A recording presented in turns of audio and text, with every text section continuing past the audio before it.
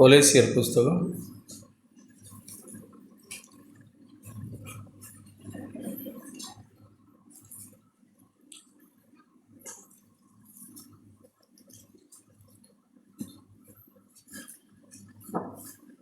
1 அதிகாரம்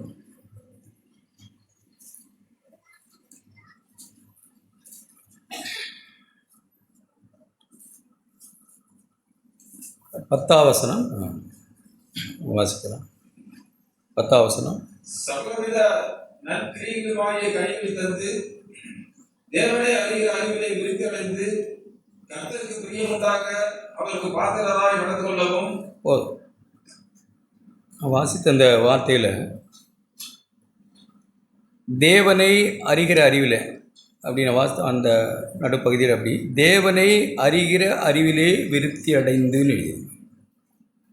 நாம் சபை கூடி வருகிற நாம் தேவனை அறிகிற அறிவிலே விருத்தி அடையணும். விருத்தி அடையணும்னா வளர்ச்சி அடையணும், பக்தி அடையணும், தேறணும். நாம் ரட்சிக்கப்பட்டிருக்கலாம், நம்முடைய பாவங்கள் மன்னிக்கப்பட்டிருக்கலாம், ஆண்டவருடைய பிள்ளைகள் அப்படிங்கிற நிச்சயம் நாம் பெற்றிருக்கலாம். எல்லாம் நாம் பெற்றிருந்தாலும் கூட தேவனை அறிகிற அறிவுன்றது வேறு.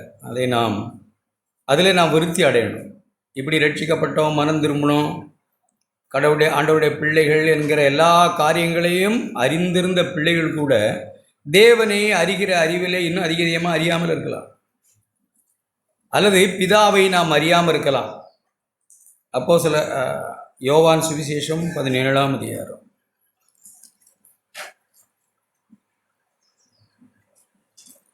3 வசனத்தில் எப்படி சொல்கிறாங்க? யோவான் 17:3 ஒன்றான மெய்த்தேவனாகி உம்மையும் நீர் அனுப்பினவராகி இயேசுவையும் அறிவதே நித்திய ஜீவன். அப்போ அறிவதுங்கிறது ஒரு புருஷன் மனைவி போல புரிந்து கொள்ளுதல், ஒருவருடைய மனசை ஒருத்தர் புரிஞ்சுக்கிறது. அதுதான் அறிவு, அறிகிற அறிவுன்னு சொல்லுது. ஒருவேளை திருமணமான சில நாட்களில் உங்கள் புருஷனுக்கு என்ன புரியும், என்ன பிடிக்கும், அல்லது இந்த சூழ்நிலையில் உங்கள் வீட்டுக்காரர் எப்படி நடப்பாங்க அப்படின்லாம் கேட்டால் தெரியாமல் இருக்கலாம்.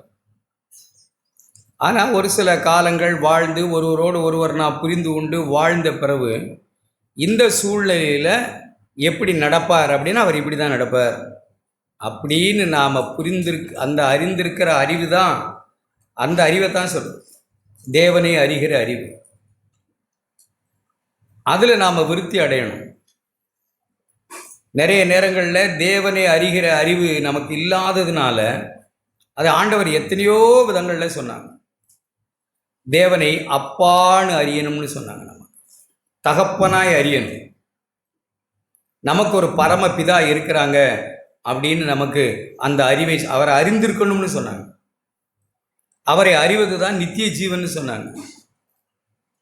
அப்போ ஒரு சிலருடைய வாழ்க்கையில் ஒருவர் அநேகராக கூட அப்படி இருக்க முடியும்னா, இத்தனை காரியங்களும் தெரிஞ்ச நாம் அவரை அறிகிற அறிவிலே, தகப்பனை அறிகிற அறிவு இல்லாமல் நாம் இருக்கலாம்.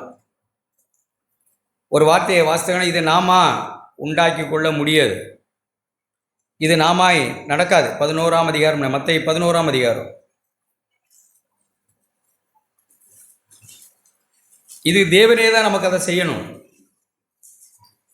எல்லாம் நமக்கு தெரியலாம், வருஷங்களாய் நம்ம சபையில் இருக்கலாம், ஆனாலும் கூட நாம் பிதாவை அறியாமலும் குமாரனை அறியாமலும் இருக்கலாம். எல்லாம் நமக்கு காரியங்கள் நல்லபடி தான், எல்லாம் சரிதான், ஆனாலும் அந்த அறிவு இல்லாமல் இருக்கலாம். அதை ஆண்டவர் சொல்லும்போது சொன்னாங்க, மத்தேயு 11:27 வசனத்தில், சகலமும் என் பிதாவினால் எனக்கு ஒப்பு கொடுக்கப்பட்டிருக்கிறது. பிதா தவிர ஒருவனும் குமாரனை அறியான், குமாரன் எவனுக்கு அவரை வெளிப்படுத்த சித்தமாக இருக்கிறாரோ அவனும் தவிர வேற ஒருவனும் பிதாவை அறியான். அப்போ பிதாவை நான் அறியணும்னா இயேசு எனக்கு ஒரு வெளிப்பாடு தரணும். இயேசு வெளிப்படுத்தினா தான் நான் பிதாவை அறிய முடியும். நானாக ஒன்று அறிஞ்சிக்க முடியாது, அல்லது நானாக அறிஞ்சிக்கிட்டது போல இருக்க முடியாது. நானாக அறிஞ்சிக்கிட்டது போல இருக்கலாம், ஆனால் சூழ்நிலைகள் வரும்போது நாம் பிதாவை அறிந்தவர்கள் தானா? நாம் பிதாவை அறிந்தவர்கள் தானா? ஒரு வசனத்தை வாசித்துப்பார். மத்தேயு எழுதின சுவிசேஷம் எத்தனையோ முறை நம்ம வாசித்த வசனம் தான். 6ஆம் அதிகாரம். எல்லாருக்கும் சவாலான வார்த்தைகள் தான். கவலைப்படாதீங்க கவலைப்படாதீங்கன்னு ஒரு 6-7 வசனங்களுக்கு நடுவில் 3 முறை ஆண்டவர் சொல்லுகிறார் கவலைப்படாதீங்க கவலைப்படாதீங்கன்னு. 25ஆம் வசனம், எண்ணத்தை உண்போம் எண்ணத்தை குடிப்போம் என்று உங்கள் ஜீவனுக்காகவும் எண்ணத்தை உண்போம் என்று உங்கள் சரீரத்திற்காகவும் கவலைப்படாதிருங்கள். கவலைப்படாதிருங்கள். அடுத்து 31ஆம் வசனம், ஆகையால் எண்ணத்தை உண்போம் எண்ணத்தை குடிப்போம் எண்ணத்தை உண்போம் என்று கவலைப்படாதிருங்கள். கவலைப்படாதிருங்கள். 34ஆம் வசனம்.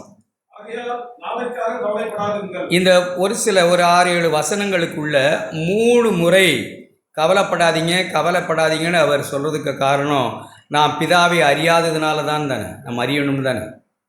பிதாவை அறியாத ஒருவரால் கவலைப்படாமல் இருக்க முடியாது. நாம் பிதாவை அறிஞ்சிருக்கிறோங்கிறதுக்கு என்ன தான் அடையாளம்? நான் ஏதோ சொல்லிக்கிட்டு இருக்கிறதா? சூழ்நிலைகள் பிரச்சனைகள் வரும்போது நான் கவலைப்படாமல் இருக்கிறேன் பாருங்கள், அதுதான் நான் அவரை அறிந்திருக்கிறேன்னு அடையாளம். நமக்கு எல்லாருக்கும் தெரியும் சூழ்நிலைகள் பிரச்சனைகள் வரலாம். அந்த சூழ்நிலைகளில் நான் கவலைப்படாமல் இருக்கும்போது தான் நான் தேவனை அறிந்தவன். கவலைப்படுகிறவனாக இருந்தால் நான் தேவனை அறிய வேண்டிய பிரகாரம் இன்னும் அறியாதவன். நம்ம அறியணும். அப்படி தான் ஆண்டவர் சொல்கிறாங்க. நீங்கள் பழைய உடன்படிக்கிற மக்களை பார்த்தீங்கன்னா, எகிப்து தேசத்திலிருந்து அழைத்து வந்த இஸ்ரவேல் ஜனம், அப்படி வந்த ஒரு கூட்ட ஜனத்தில் வந்தவங்க தான் பரிசேயர்கள், யூதர்கள். அதில் ஒரு குறிப்பிட்ட மக்கள் பரிசேயர்கள், சதுசேயர்கள். அவங்கெல்லாம் என்ன செய்தாங்க, எப்படி ஆண்டவரோடு இடைப்பட்டாங்க? யோவான் எழுதின சுவிசேஷம் 8ஆம் அதிகாரம்.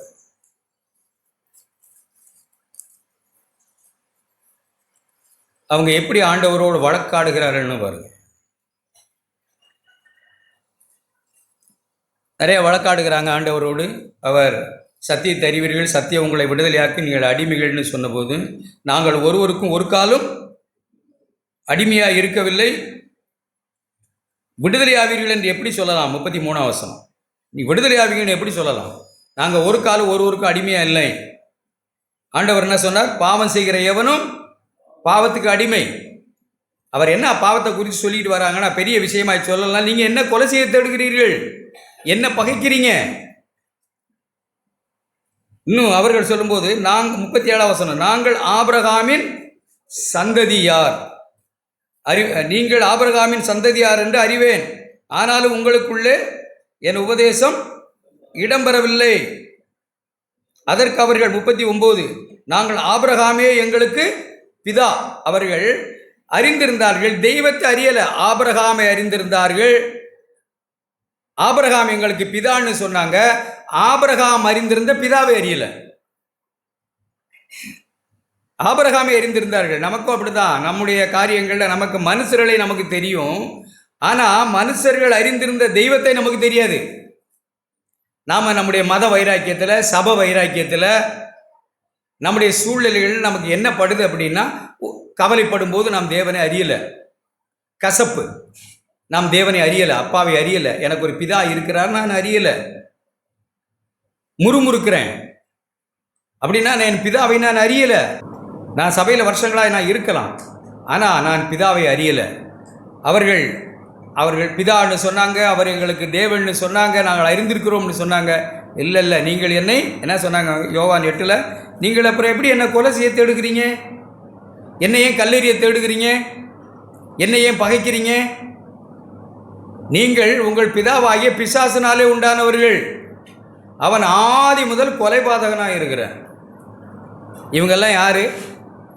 எகிப்து தேசத்திலிருந்து, அடிமைத்தனத்திலிருந்து மீட்கப்பட்டு மோசையினால் கொண்டு வரப்பட்ட மக்களுடைய சந்ததி தான் பரிசேயர்கள். யூதர்களில் ஒரு பிரிவு. இன்னும் அவர்களை பாருங்க. மத்தேயு எழுதின சுவிசேஷம் 23ஆம் அதிகாரம்.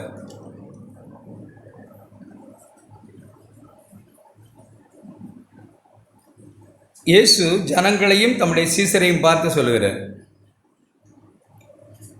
வேதபாரகரும் பரிசேயரும் மோசேயினுடைய ஆசனத்தில் உட்கார்ந்துக்கிட்டு இருக்காங்க. அவங்க என்ன சொல்கிறாங்கன்னா, அதை செய், இதை செய், இதை செய்யணும், அதை செய்யணும் அப்படின்னு கட்டளை கொடுத்துக்கிட்டு அதிகாரம் செலுத்தி கொண்டு நியாயப்பிரமாண போதகர்களாக இருந்து கொண்டு இருக்கிறார்கள். அப்படி சொல்லலாம். மோசேயின் ஆசனத்தில் உட்கார்ந்து நாங்கள் ஆபிரகாமின் சந்ததி, மோசேயின் மூலமாய் கட்டளை பெற்ற மக்கள் அப்படின்னு அவங்க நினச்சிக்கிட்டு உட்காந்து, நீங்கள் வீட்டில் போய் எல்லாத்தையும் வாசிங்க. அவர்கள் எப்படியெல்லாம் அவர்கள் வாழ்க்கை இருந்தது, அவர்களை ஆண்டவர் பார்த்து ஐயோ ஐயோன்னு எத்தனை முறை சொன்னாங்க. சத்தியத்தை அறிந்தோம்னு சொல்கிறாங்க, ஆபிரகாம் எங்களுக்கு பிதான்னு சொல்கிறாங்க, மோசேயின் ஆசனத்தில் உட்கார்ந்துருக்கிறாங்க. ஆனால் தேவனை அறியலை. சூழ்நிலைகள் வந்தபோது கல்லெடுக்கிறாங்க, பகைக்கிறாங்க, வெறுக்கிறாங்க, கொலை செய்ய தேடுறாங்க, மன்னிக்க முடியல, இரக்கமாக இருக்க முடியல. விதவைகளின் அதே 23ஆம் அதிகாரத்தில் விதவைகளின் வீடுகளை பட்சிக்கிறார்கள், நியாயம் இருக்கிறாங்க, ஜனங்களை நன்மை செய்கிறதுக்கு கூட மனசு இல்லை. ஓய்வு நாளில் மீறுகிறதுக்கு கல்லெடுக்கிறாங்க ஆண்டவர் மேல். இவர்கள் தேவனை தகப்பனை அறியலை. ஓய்வு நாள் யாருக்காக உருவாக்கப்பட்டதுங்கிறத தேவனை அறியலை. அவர்கள் சட்டத்தை அறிந்திருந்தார்கள், சபையை அறிந்திருந்தார்கள், மனுஷர்களை அறிந்திருந்தார்கள். தேவனை அவர்கள் அறியலை. தேவனை அறியணும். நம்முடைய தகப்பனை, நமக்கு ஒரு அப்பா இருக்கிறாங்க, நம்முடைய தலையில் உள்ள முடியெல்லாம் எண்ணப்பட்டிருக்கிறதுங்கிற மனுஷர் தான் பதறாமலும் சிதறாமல் இருக்க முடியும். நம்முடைய சூழ்நிலைகள் தான் நம்மளை சொல்லுது, நம்மளை தேவனை நாம் அறியலைங்கிறத காட்டுது. ஆமாம் ஆண்டவரே, நான் உங்களை அறியலை, இன்னும் அறியணும் ஆண்டவரேன்னு நாம் ஆழமாக மனம் திரும்பணுமே தவிர தேவனை அறிந்தவர்கள் போல நம்ம நடக்கக்கூடாது. மனத்தாங்கல் அடைகிறோம், புண்படுறோம், சோதிக்கப்படலாம், சின்ன சின்ன விஷயங்கள் இல்லைன்னு சொல்லலை. ஆனால் அவைகளில் நாம் எப்படி இருக்கிறோம்? பிறரை நியாயம் இருக்கிறது, தேவனை அறியலை. குற்றமில்லாதவர்களை நியாயம் இருக்கிறது, பிதாவை நான் அறியலை. பிதாவை நான் அறிந்திருந்தா இயேசுவை பாருங்க எப்படி இருந்தாங்கன்னு. 1 பேதுரு, அப்படி நான் ஆண்டவரை வாசிக்கிறோம். 1 பேதுருவின் புஸ்தகத்தில் அவர், நம்முடைய ஆண்டவர் வையப்படும் போது பதில் வயதில் அது எப்படி முடியுது அப்படின்னா 23ஆம் வசனத்தில், பிதாவை அவர் அறிந்திருந்தார், எனக்கு ஒரு பிதா உண்டு, என் தலையில் உள்ள முடி எண்ணப்பட்டிருக்கிறது, அவருடைய அனுமதி இல்லாமல் என் தலையில் உள்ள ஒரு முடி கூட விழாது. அதனால் அவர் எப்படி இருந்தார்னா, அவர் வையப்படும் போது, பாடுபடும் போது, ஒருவேளை இதெல்லாம் வாயில் நமக்கு வராமல் இருக்கலாம், ஆனால் இவைகளில் இதயத்தில் ஓடுகிறதே நம்மளை என்னத்தை காட்டுது? நாம் தேவனை அறியலை, பிதாவை அறியலை. என்ன சொல்கிறாரு? பயமுறுத்தாமலும் நியாயமாய் தீர்ப்பு செய்கிறவருக்கு தம்மை ஒப்பு கொடுத்தார். எப்படி ஒப்பு கொடுத்து இருக்க முடியும்? வாய் பொத்தி அமைதியாய் நியாயமாய் ஒருவர் என் நீதியை ஒருத்தர் பட்டப்பகலை போல ஆக்குவார். என் நியாயத்தை ஒரு நாள் வெளியே கொண்டு வருவாங்க. இங்கே இல்லைனாலும் அங்கே கொண்டு வருவாங்க. அது ஏதோ இங்கே இந்த பூமியில் நம்மளை பழி வாங்கினவங்களை நினச்சிக்கிட்டு இருக்கிற அதை நான் சொல்லலை. ஒருவேளை ஒருவருடைய நீதி இந்த பூமியில் வெளிப்படாமலே கூட போகலாம். தவறாக புரிந்து கொண்டு ஜனங்கள் நடத்தலாம். மாமியார் அப்படி நடக்கலாம், மருமகள் அப்படி நடக்கலாம், சகோதரர்கள் அப்படி நடக்கலாம், வேலை ஸ்தலங்கள் அப்படி நம்மளை நடக்கலாம். அப்படி நடக்கும்போது பிதாவை அறிந்திருக்கிறேன், அந்த அறிகிற அறிவிலே விருத்தி அடைகிற ஒரு மனுஷன் எப்படி யோசிக்கிறான்?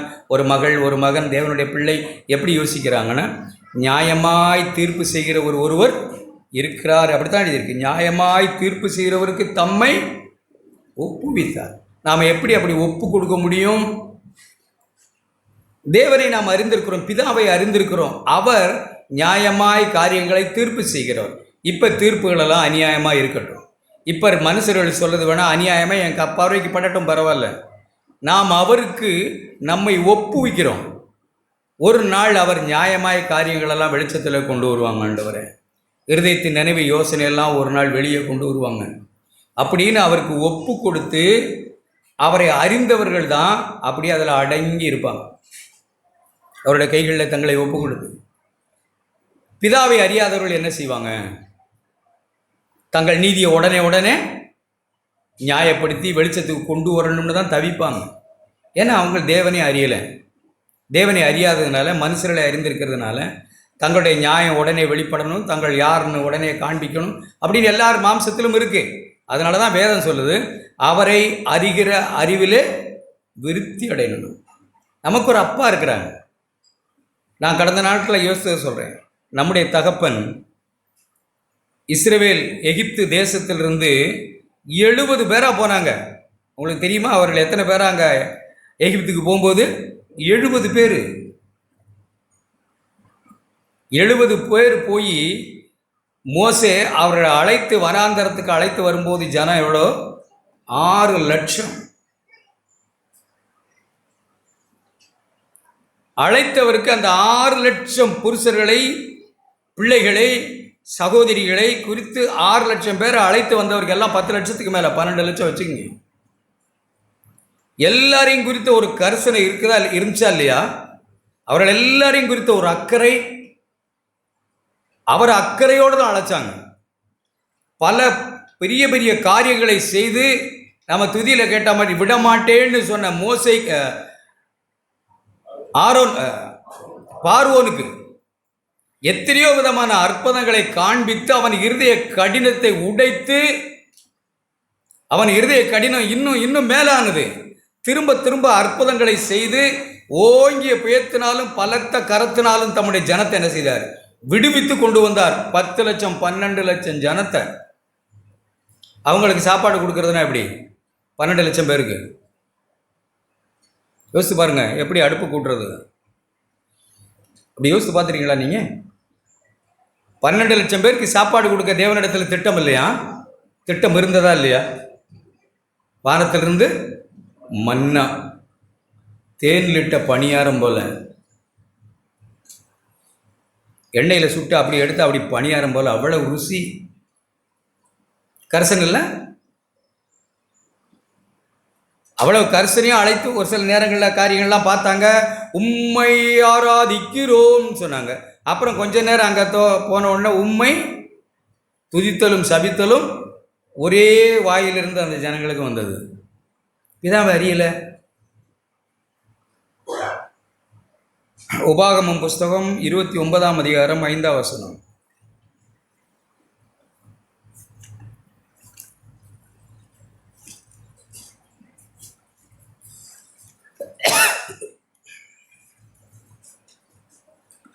கர்த்தராகிய நான் உங்கள் தேவன் என்று நீங்கள் அறிந்து கொள்ளும்படிக்கு, உங்கள் பிதா உங்களை அழைத்த நல்ல தகப்பன் என்று நீங்கள் அறிந்து கொள்ளும்படிக்கு, நான் 40 வருஷம் உங்களை வனாந்தரத்திலே நடத்தினேன்.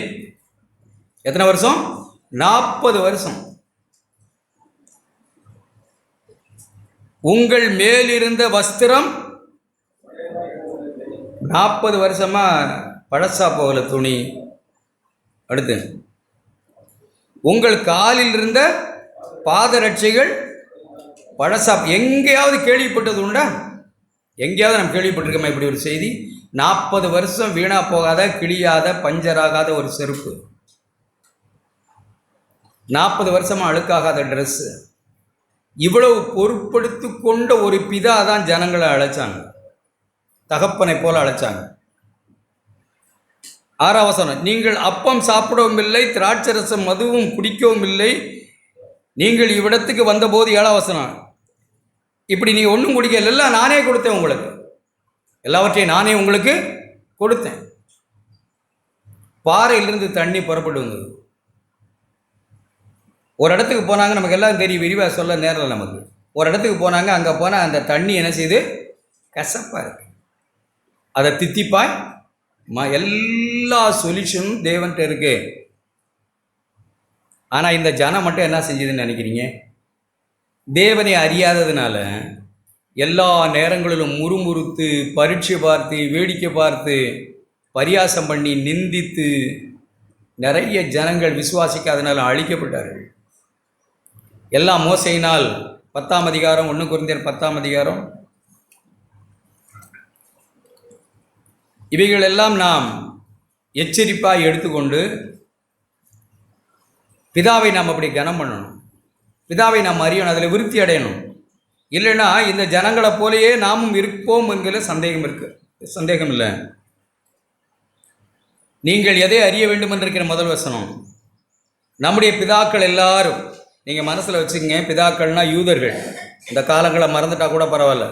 யூத ஜனம், பரிசேயர்கள், சதுசேயர்கள், அந்த வம்சத்தில் வந்த ஜனங்கள், முறுமுறுத்தார்கள்.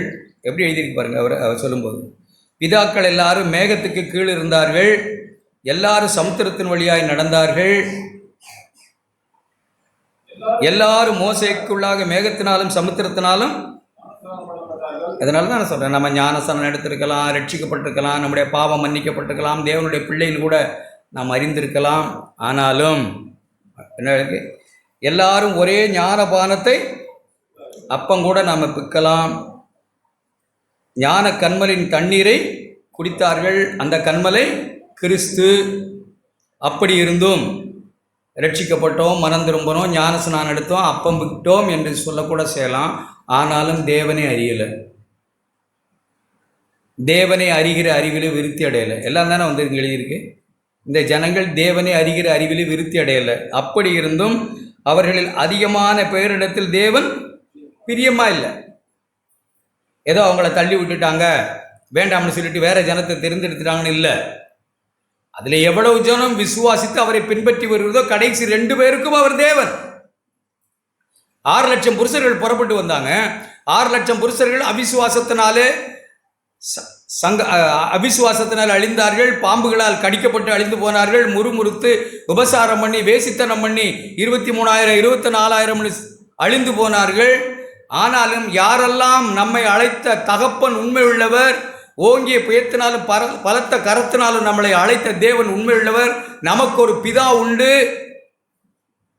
நம்மளோடு கூட வந்தவர் கிறிஸ்து, அந்த ஞான கண்மலை கிறிஸ்து, அவரே நமக்காய் அடிக்கப்பட்டவர், அவரே சிலுவையில் நமக்காய் இரத்தம் சிந்தனவர், சொந்த மகனையே தந்து அன்பு கூர்ந்த பிதா மற்றெல்லாம் நமக்கு கொடுக்காது இருக்கிறது எப்படி என்று விசுவாசித்த 2 பேருக்கு அவர் தெய்வமாக தான் இருந்தாங்க.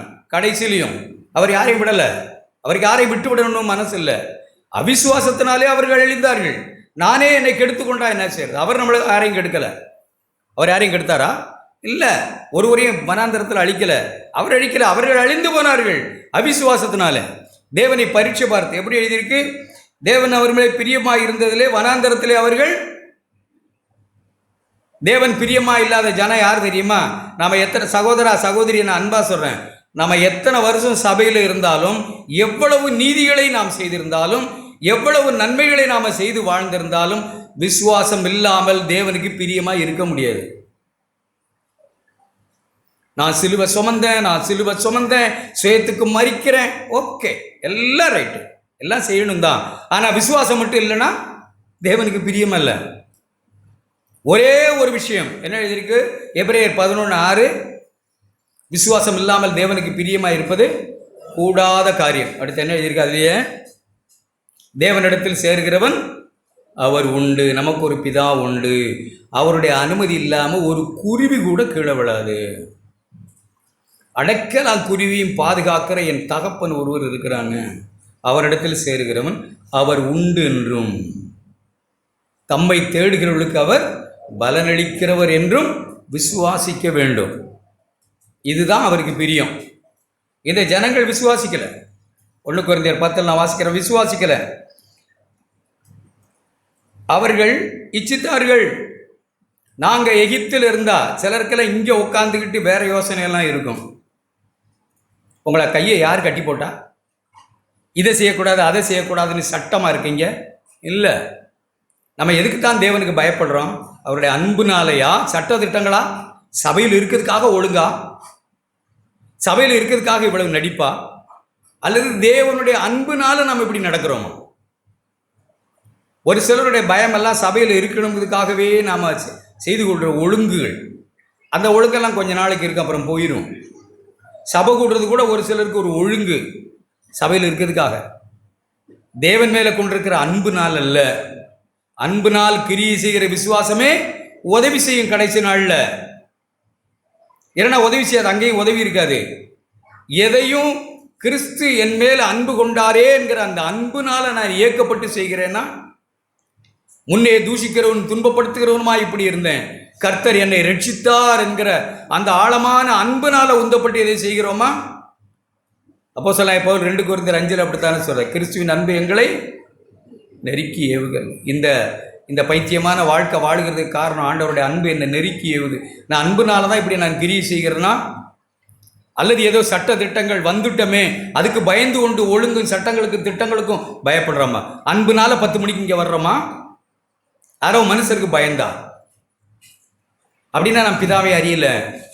பிதாவை அறிந்தவர்கள் எல்லாம் அன்புனால் இயக்கப்படுகிற மக்கள். கட்டாயத்தினால சட்ட திட்டங்களுக்காக, ஒரு ஒழுங்குக்காக, மனுஷ பயத்துக்காக, மனுஷ முறைமைகளுக்காக, மத அனுசரிப்புக்காக பயப்படுகிறவர்கள் பிதாவை அறிந்தவர்கள் அல்ல. இப்படி தேவன் அவர்களை நடத்தி வந்து அவர்கள் அழிக்கப்பட்டார்கள். அவர்கள் இச்சித்தது போல நாமும் சகோதரனே சகோதரியே தேவனை அறியணும். இங்கே கவனிங்க, பிதாவை நாம் அறியணும். பிதாவை அறியலைன்னா பதறி போவோம். பிதாவை அறியலைன்னா பொய்யிலிருந்து விடுதலையாக முடியாது. பிதாவை அறியலைன்னா முறுமுறுக்காமல் இருக்க முடியாது. பிதாவை அறியலைன்னா குறை சொல்லாமல் இருக்க முடியாது. பிதாவை அறியலைன்னா போதும் மனதோடு வாழாமல் இருக்க முடியாது. பிதாவை அறியலைன்னா அறிந்திருந்தால் மட்டும்தான் இந்த வாழ்க்கை நம்ம வாழ முடியும். பிதாவை அறியாமல் இந்த பரிசுத்தமான வாழ்க்கை நம்மால் வாழவே முடியாது. பிதா இரக்கமாக இருக்கிறது போல நான் இரக்கமாக இருக்கணும்னு நினைக்கிறேன், அது அவரை அறிந்தால் தான். அல்லது கிறிஸ்து பிதாவை எனக்கு வெளிப்படுத்தினாதான். பிதா தம்முடைய குமாரனை எனக்கு வெளிப்படுத்தினாதான் இந்த வாழ்க்கை சாத்தியம். ஆண்டவரே இந்த வெளிப்பாடை எனக்கு தாங்க. இந்த ஜனங்கள் எப்படியெல்லாம் நடந்தாங்கன்னு, இப்போ ஜனங்கள் புசிக்கவும் 7ஆம் வசனம் குடிக்கவும் உட்கார்ந்து விளையாட எழுந்திருந்தார்கள் என்று எழுதியிருக்கிறபடி இப்படியெல்லாம் பேசி முடிச்சு அவர்கள் சிலர் முறுமுறுத்து 9ஆம் வசனம் கிறிஸ்துவை பரீட்சை பார்த்து. பரீட்சை பார்க்கறதுனா என்ன தெரியுமா? நமக்கு ஒரு வருமானம் இருக்கு. தேவன் நமக்கு ஒரு வருமானம் கொடுத்துருக்காங்க. அந்த வருமானத்துக்கு மேலே நம்ம செலவு செய்யலாம், கர்த்தர் பார்த்துக்குவார்னு நம்ம செலவு செய்து கொண்டு கடனில் விழுறோம் பாருங்க. அதான் தேவனை பரீட்சை பார்க்கறது. அதெல்லாம் கர்த்தர் மேலே பாரத்தை வச்சுட்டு நட. கர்த்தர் பரீட்சை இதெல்லாம் மேலேருந்து எப்படி எழுதி தெரியுமா? பரீட்சை பார்க்கிறத மேலேருந்து குதியும். இந்த வாரம் நான் யோசிச்சுக்கிட்டு இருந்தேன், ஒரு சிலருடைய மனசெல்லாம் எப்படி ஓடுதுன்னா, அவங்க சொல்கிறபடி சொல்லிக்கிட்டு தான் இருப்பாங்க, அவங்களுக்கு என்ன? ஒரு சிலருடைய மனசில் அப்படி தானே எண்ணம் ஓடுது. அவங்க சொல்லுகிறத சொல்லிக்கிட்டு தான் இருப்பாங்க, அவங்களுக்கு என்ன? நாம் செய்கிறத செய்வோம். இதெல்லாம் பிசாசு கொடுக்குற யோசனை. தெய்வத்தை அறியாதவர்கள், அவர்கள் சொல்லுகிறது அவர்கள் சொந்த கருத்து அல்ல, வேத வார்த்தை. வேத வார்த்தை அது, மனுஷனுடைய வாழ்வில் தேவனுடைய வார்த்தை அது. அந்த வார்த்தையை கனம் பண்ணுனா அவர் என்னை கனம் பண்ணுறவர்களை நான் கனம் பண்ணுவேன். என்ன கனவீனப்படுத்துகிறவர்கள் அசட்டை பண்ணப்படுவார். என்னை அசட்டை பண்ணுறவர்கள் கனவீனப்பட்டு போவார்கள். ஒவ்வொரு வார்த்தையும் அப்படி யோசித்து பார்க்கணும். இந்த வார்த்தை மனுஷனுடைய வார்த்தை இல்லை, தேவனுடைய வார்த்தை. நான் பிதாவை அறிந்திருந்தால் இந்த வார்த்தையை நான் கனம் பண்ணுவேன். நான் கனம் பண்ணுனா அவர் என்னை கனம் பண்ணுவார். அவர் பின்வாங்கவே மாட்டார். சொன்ன சொல்லு மாறாதவர். நான் அவரை அசட்டை பண்ணுறேன், அவர் என்னை கனவீனப்படுத்துகிறார். அவர்களில் முறுமுறுத்து சங்காரக்காரர்களே அழிக்கப்பட்டார்கள். அதுபோல நாம் என்ன செய்யக்கூடாது, இருக்கக்கூடாது. இதுக்கெல்லாம் காரணம் பிதாவை அவர்கள் அறியலை, அவர்கள் மோசையை அறிந்திருந்தார்கள். அதனால தான் மோசையோட போராடிக்கிட்டு இருந்தாங்க, ஆரோனோட போராடிக்கிட்டு இருந்தாங்க.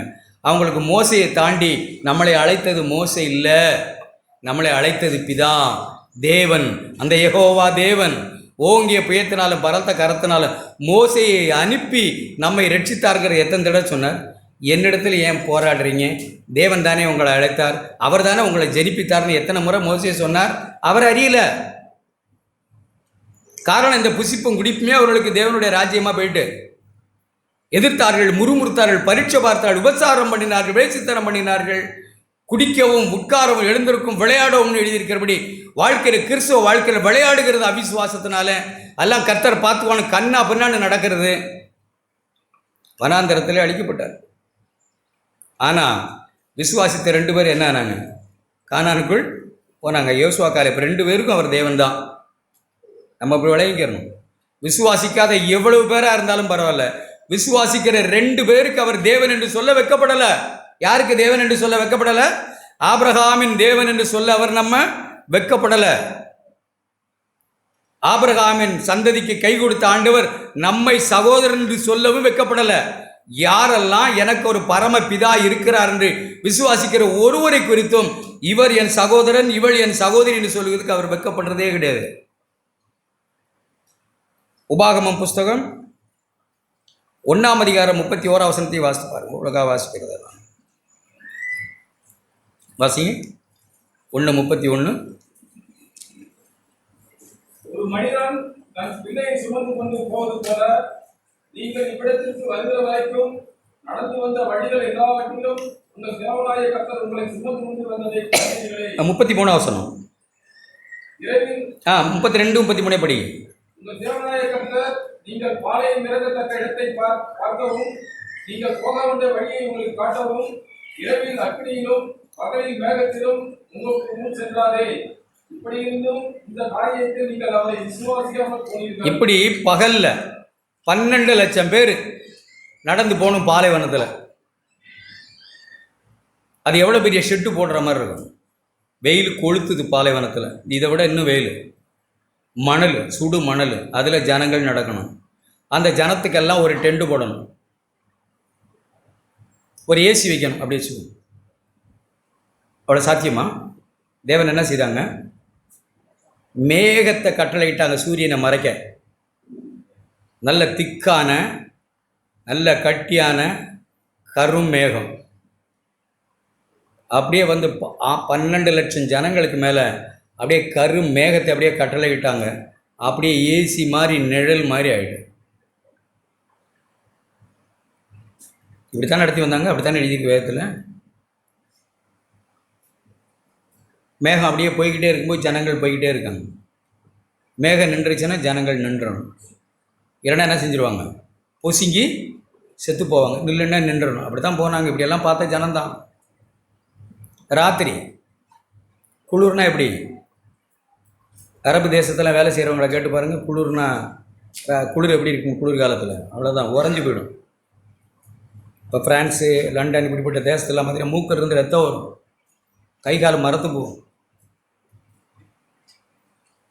அப்படிப்பட்ட பாலைவனத்தில் மணலில் நடந்து போகணும், காலெல்லாம் மரத்து போகும். என்ன செஞ்சாங்க? வாமர், ஹீட்டர், 12 லட்சம் ஜனங்களுக்கும் ஒரு ஹீட்டர் ஒர்க் பண்ணுது.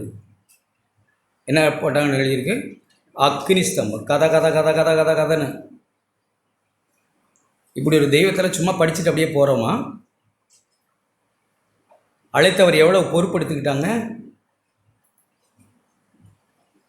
அவ்வளவு குளிரில் எல்லாருக்கும் கதை கதை கதை கதைன்னு எல்லாரும் அழைச்சிட்டு போகிறாங்க, ஜனங்களை நடத்துகிறாங்க.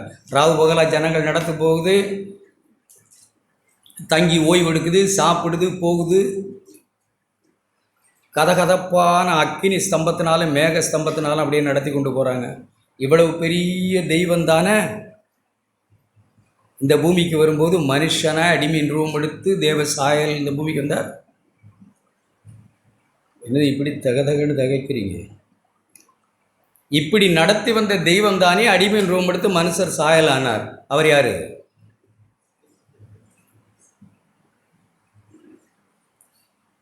வேதத்தில் என்ன எழுதிக்கு? அவர்களோட கூட சென்ற ஞான கண்மலையாகிய தண்ணீரை குடித்தா. ஞான கண்மலை இப்போ புரியுதா? அந்த கண்மலை தானே அடிமையின் ரூபம் எடுத்த மனுஷர் சாயலானார்.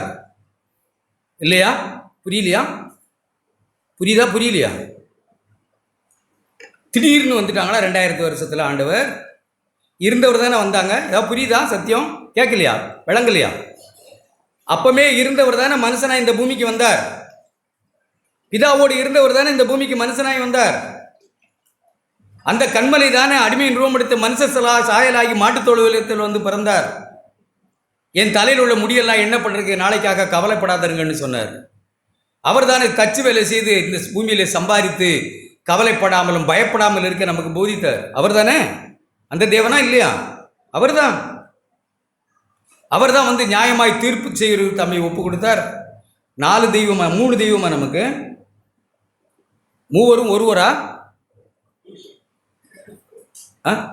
நிறைய படிப்பு புத்தியை குழப்பி விட்டுட்டோ? மூவரும் ஒருவரா? ஒருவரும் மூவரா? அந்த தெய்வம் தானே அடிமையின் ரூபம் எடுத்து இங்கே வந்து இப்படிப்பட்ட வாழ்க்கையை நமக்கு போதித்தாங்க. அவர் தானே சொன்னாங்க உங்கள் பிதான்னு சொன்னாங்க. என்ன சொன்னாங்க? உங்கள் பிதா, என் பிதா. அப்படி தானே சொல்லி நம்ம போதித்தாங்க. இந்த பிதாவை நாம் அறியலைன்னா நாம் எப்படிப்பட்ட சூழ்நிலை ஜனங்கள் தடுமாறி போனது போல நாமும் தடிமாறி போயிடுவோம். நம்ம அவரை அறியணும். தேவனை அறிகிற அறிவிலே நம்ம அப்படி விருத்தி அடையணும். அன்பில் அப்படி நம்ம வளரணும். எந்த சூழ்நிலையாக இருந்தாலும் நாம் தேவனை அறிகிற அறிவை அடையலைன்னா எந்த சூழ்நிலை எப்போனாலும் தட்டி போயிடுவோம், அல்லது எந்த சூழ்நிலை நம்ம விழுந்து போயிடுவோம், தேவனுக்கு பிரியமில்லாமல் போயிடுவோம். தேவனை சந்தேகித்து அவிசுவாசப்பட்டு அவருக்கு மன கிளேசத்தை நாம் உண்டு பண்ணிடுவோம். அவரை அறியலைன்னா யாரும் நிலை நிற்கவே மாட்டோம், அப்படி தான் சொல்லலாம். அவரை அறியாத ஜனம், இவ்வளவு பெரிய அற்புதங்களை கண்ட ஜனம் நிலை நிற்கலை. நாம் நிலை நிற்கணும்னா நாம் தெய்வத்தை நாம் அறியணும். அறிந்திருந்தால் மட்டும்தான் நிலை நிற்க முடியும். அதனால தான் அவரை அறிகிற அறிவிலே நாம் விருத்தி அடையணும்னு அப்போஸ்தலன், நீங்கள் அந்த 1ஆம் அதிகாரத்தை படித்து பாருங்கள், கொலோசியரில். அதுக்காக ஜெபந்தான் அது. நீ படிச்சிருக்கீங்களா? அப்படி படித்து பார்த்தீங்களா? கொலோசியர் 1 அதை எப்படி ஜெபிக்கிறாருன்னு பாருங்கள் அப்போஸ்தலன். எடுத்தவங்க வாசிங்க.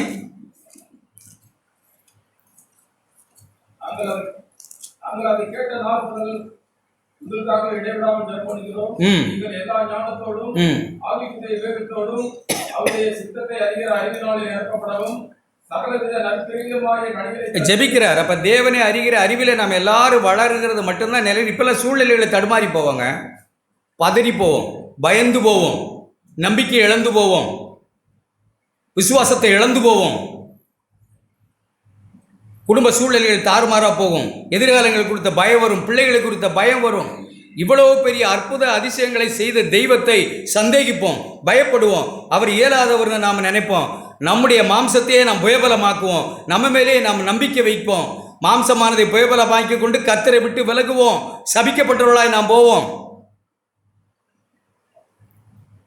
அப்படியெல்லாம் போகக்கூடாதுக்கிறதுக்காகத்தான் அவரை அறிகிற அறிவிலே நம்ம வளரணும்னு தேவன் சொல்லுறாங்க. பிதாவை நாம் அறியணும். ஒருபோதும் நம்ம தடுமாற மாட்டோம். நமக்கு ஒரு அப்பா இருக்கிறாங்கன்னு நம்ம அறிந்திருந்தா இது ஒரு பெரிய வெளிப்பாடு தான். பரமண்டல் இருக்கிற எங்கள் நமக்கு ஒரு பிதா இருக்கிறாங்க, நமக்கு ஒரு அப்பா இருக்கிறாங்க. அந்த தேவன் நடத்தி வந்த வழிகளை கண்ட ஜனங்கள் தடுமாறினாங்க. நான் அவரை அறிந்தா நான் தடுமாற மாட்டேன், விசுவாசிக்கிறேன்னா பதற மாட்டேன். 1 எபிரேயரில் எப்படி எழுதியிருக்கு? 4:1 விசுவாசித்த நாமும் இளைப்பாறுதலாக இருக்கும். நமக்கு ஒரு அப்பா இருக்காங்க. அரசாங்கம் அரசாங்கம் என்ன அரசாங்கம் வருமோ, நம்ம எந்த அரசாங்கத்துக்கு பின்னாடி இல்லை. அவர் யாரை கொண்டு நம்மளை செம்மையாக ஆளுகை செய்ய முடியுமோ அதிகாரம் அவர் கையில் இருக்குது. நாம் அவருடைய அதிகாரத்துக்கு நம்ம அடங்கி இருக்கிறோம். நாம் பதறிக்கிட்டு கூட ஜெபிக்கிறது இல்லை. இப்போ எலெக்ஷனுக்காக ஜெபிக்கணும், பதறிக்கிட்டு இல்லை, பயந்துக்கிட்டு இல்லை. நாம் ஜெபித்தாலும் ஜெபிக்காட்டாலும் ஜெபிக்கணும் தான். ஆனால் நாம் ஜெபிக்காதனால அவர் ஏதோ மாற்றிடுவாருலாம் இல்லை. அவர் யாரை ஏற்படுத்தணுமோ, யாரை கொண்டு நம்மளை ரட்சிக்கணுமோ, யாரை கொண்டு நம்மளை நடத்தணுமோ, நம்முடைய எதிர்காலம், நம்முடைய ஆண்டவருடைய வருகைக்கு நம்மை சந்திக்க யாரை கொண்டு ஆயத்தப்படுத்தணுமோ அவங்களை ஏற்படுத்தி நடத்துவாங்க. நம்ம கலகம் இல்லாமல் அமைதலுள்ள ஜீவனம் பண்ணும்படிக்கு நமக்காகத்தான் நம்ம ஜெபிக்கிறோம். ஆண்டவரே, கலகம் இல்லாமல் நீங்கள் ஜீவனம் பண்ணணும், நீங்கள் வருகையில் இங்கே வரும்போது யாரும் உங்களை தடுத்துடக்கூடாதுங்கிறதுக்கா இல்லை. நாம் கலகம் இல்லாமல் இந்த பூமியில் ஜீவனம் பண்ணுகிறதுக்காக நாம் ஆண்டவரே எங்களுக்கு உதவி செய்யுங்கன்னு நம்ம ஜெபம் பண்ணுறோம். அது அவருக்கு தெரியும். நாம் யாருக்கும் சப்போர்ட் இல்லை, யாருக்கும் எதிரியும் இல்லை. நம்முடைய நம்பிக்கை பிதாவின் மேல் இருக்குது. நமக்கு ஒரு அப்பா இருக்கிறாங்க, நம்மை ஆளுகை செய்கிற தகப்பன் இருக்கிறாங்க. அவரை நாம் விசுவாசித்து இந்த வாழ்க்கைக்குள்ளே வந்திருக்கிறோம். அப்படிப்பட்ட ஜனங்கள் தான் எப்பவுமே பயம் இல்லாமல் இருக்கிறவர்கள். நாம் அப்படி பயம் இல்லாமல் இருக்கணும். நமக்கு ஒரு அப்பா இருக்கிறாங்க. எதிர்காலம் அவருக்கு தெரியும், பிள்ளைகளுடைய எதிர்காலம் தெரியும், என்னுடைய தேவை தெரியும். இப்படி விசுவாசமாக இருக்கிற நாம் 1 நாளாகமம் 29 வாசித்தோம்ல. எனக்கு ஒரு வார்த்தையை மட்டும் சொல்லி நான் முடிக்கிறேன். பிரதர், வாசிக்கும்போது நீ வாசித்து உத்தம குணத்தில் பிரியமாக இருக்கிறீர். உத்தம குணம்னா என்னன்னு அங்கே சுற்றி எழுதியிருக்கு. உத்தம குணம்னா என்ன? உடனே நமக்கு வர்ற நீதி, நமக்கு வர்ற வீரதீர செயல்கள், சிலுவை சுமந்தது, நாம் இழந்தது, நாம் நஷ்டப்பட்டது, கர்த்தருக்கு ஓடி ஆடி அது செய்தது இது செய்தது, அதில் எல்லாம் நம்முடைய மகிமையை தேடுனதா? அப்படியா? இல்லை, அங்கே அப்படி எழுதி இல்லை. எல்லா கனமும் மகிமையும் துதியும் வல்லமையும் ஆளுகையும் அதிகாரம் அவருக்கே உரியது. அவரே ராஜாதி ராஜா, அவரே கனமும் மகிமையும் உடையவர், அவருக்கே கொடுக்கணும். எனக்கு இதில் ஒன்றுமே இல்லைன்னு இருக்கிற இதயத்துக்கு பேர் தான் உத்தம இதயம். இந்த ரட்சிப்பு என்னால் உண்டானதல்ல, இது தேவனுடைய ஈவு. ஆண்டவரே சகல கனமும் மகிமை உம்முடையது, இந்த ரட்சிப்பில் என்னுடைய பங்கு ஒண்ணுமே கிடையாது, ஜீரோ, இது உம்மால உண்டானது அப்படின்னு இருக்கிற இதயம் தான் உத்தம இதயம். கரைப்பட்ட இதயம் என்ன தெரியுமா? அதில் நானும் கொஞ்சம் சேர்ந்திருக்கிறேன்னு சொல்றதுதான் கரைப்பட்டு போய் இருக்கிறது. தேவனுடைய மகிமையை திருடுகிற இதயம், தேவனுடைய மகிமையை கொள்ளையாடுகிறது இருதயம், அது கரைப்பட்டு போன இதயம். நம்மிடத்தில் எத்தனை பேர் அப்படி உட்காந்துருக்கோன்னு தெரில. இந்த வாழ்க்கைக்கு சொந்தம் கொண்டாடி கொண்டால் இந்த வாழ்க்கை பெருமையாக ஆகிக்கொண்டு பிறரை நியாயம் தெரிந்து கொண்டு எப்போ பார்த்தாலும் நமக்கு இதே அப்படி இருக்குதுல்ல, நான் நீதிமான், நான் நீதிமான். நம்ம கேட்டோம்ல, பாவம் செய்து தான் நம்ம பாவியானோமா? என்ன சொல்கிறீங்க? பாவம் செய்து தான் நம்ம பாவியானோமா? அப்புறம் எப்படி பாவியானோம்? பாவியாக இருக்கிறதுனால, பாவியாக பிறந்ததுனால, அதனால தான் பாவம் செய்கிறோம். அப்படின்னா நல்லது செய்து நல்லவங்களா மாறிடலாமா இல்லையா? நல்லது செய்து நல்லவங்களா மாறிடலாமா? ஆகலாமா? பைபிள் என்ன சொல்லுது? ஆண்டவர் என்ன சொல்கிறாங்க? நல்லவன் ஒருவனும் இல்லை. அப்போ நீதி செய்து நீதிமானா மாறிடலாமா? ஆண்டவர் இங்கே வர வேண்டியதே இல்லை. நாமளே நீதி செய்து நீதிமானா மாறிடணும்னா ஆண்டவர் இங்கே வர வேண்டியதில்லை. எப்படி நீதிமானானோம்? எப்படி எழுதியிருக்கு? விசுவாசத்தினாலே நாம் நீதிமானாக்கப்பட்டு. எப்படி நீதிமானானோம்? ஒன்றும் செய்யலை, ஒரு நீதியும் செய்யாத போது, ஒரு நீதியை நான் செய்யலை நீதிமான் ஆகிறதுக்கு. விசுவாசத்தினால மட்டும்தான் நான் நீதிமானானேன் என்று விசுவாசிக்க முடியாத இதயத்துக்கு பேர் தான் கரைப்பட்ட இதயம். உத்தம இதயம் அது இல்லை. உத்தம இதயம் என்ன தெரியுமா? விசுவாசத்தினால மட்டும்தான் ஆண்டவரே நான் நீதிமானானேன், வேற எதை செய்தும் நான் நீதிமான் ஆகலை. நான் நீதிமான ஆனதுக்கு ஒரே காரணம், ஆண்டவரே நீர் எனக்கு கொடுத்த விசுவாசம், உம்முடைய குமாரனை கொண்டு நீர் என்ன செய்தீரோ அதை அப்படியே விசுவாசத்தினால தான் நான் நீதிமான், வேற எதுவுமே இல்லை. இதுதான் உத்தம இதயம். பாக்கியெல்லாம் கரைப்பட்ட இதயம். அதில் நானும் கொஞ்சம், எனக்கும் கொஞ்சம் பங்கு இருக்குது. நான் நீதிமான் ஆனதுக்கு எனக்கும் கொஞ்சம் பங்கு இருக்குது. நான் ரட்சிக்கப்பட்டதுக்கு என்னுடைய நீதியும் கொஞ்சம் பங்கு இருக்குது. நான் உருண்டு பிறண்டதெல்லாம் சேர்ந்த பங்கு இருக்குன்னு நினைக்கிறது கரைப்பட்டு போன தேவனுடைய மகிமையை கொள்ளையாடுகிற இதயம், தேவனுடைய மகிமையை பங்கு போடுகிற இதயம், அதுதான் கரைப்பட்டு போனது. தாவீது சொன்னதை மாதிரி உம்முடைய கரத்தில் வாங்கி உமக்கே கொடுத்தோம், எங்களுக்கு ஒரு பங்கு இல்லை ஆண்டவரே. இன்னும் சொல்லப்போனா தாவீது ஆலயம் கட்டுக்கிறது தங்கம் வெள்ளியெல்லாம் கொட்டி வச்சிருக்கிறாரு. அந்த சூழல் தான் சொல்கிறாரு, இவளெல்லாம் சவதரித்தன்னு எழுதியிருக்கா, இவைகளெல்லாம் நாங்கள் சவதரித்து வைத்த தாவீது சொல்லுகிறார். நாம் நீதி அடைஞ்சிருக்கலாம், பரிசுத்தம் அடைஞ்சிருக்கலாம், கிறிஸ்துவ போல கொஞ்சம் காரியங்கள் மாறி இருக்கலாம், வளர்ந்துருக்கலாம், எல்லாம் முடிச்சுட்டு கடைசி என்ன சொல்கிறாரு பவுல்? என்ன சொல்கிறாரு? பாவிகளில் பிரதான பாவி. எல்லாம் முடிச்சுட்டு நமக்கு எப்படி என்ன இருக்குது? இதெல்லாம் முடித்த பிறகு இது என்னுடைய கையின் பராக்கிரமம், இது என்னுடையது. அதனால தான் தாவீது தேவனை கண்டு கொண்டார். இதில் நீங்கள் பிரியமல்ல, உத்தம குணம்ங்கிறது எல்லாம் சேர்த்து எல்லா காரியங்களும் என் வாழ்க்கையில் நடந்து நான் கிறிஸ்துவை போல மாறதுக்கு ஆசைப்பட்டு சிலுவை சுமந்து சகித்து எல்லாம் உண்மைதான். ஆனாலும் கடைசியாக வந்து நின்று இது என்னுடையது இல்லை, என்னால் உண்டானதல்ல, உங்கள் ஈவுன்னு சொல்கிறதான் சுத்த இதயம். நம்ம ஒருவேளை இன்றைக்கி இதெல்லாம் நம்ம புரிஞ்சுக்கிறதுனாலும் நித்தியத்தில் ஒரு நாள் போய் புரிஞ்சுக்குவோம். அங்கே கொஞ்சம் ஜனங்கள் கிழக்கிலும் மேற்கிலும் வேசிகளும் மாயக்காரரும் வந்து அங்கே நிற்பாங்க. இப்படி எழுதியிருக்கா, உபசாரக்காரரும் உபசாரர்களும் தேவனுடைய ராஜ்யத்தில் வந்து நிற்பாங்க. முழுக்க நீரே பாத்திரர், எங்களால் ஒன்றும் ஆகலைன்னு வந்து நிற்பாங்க.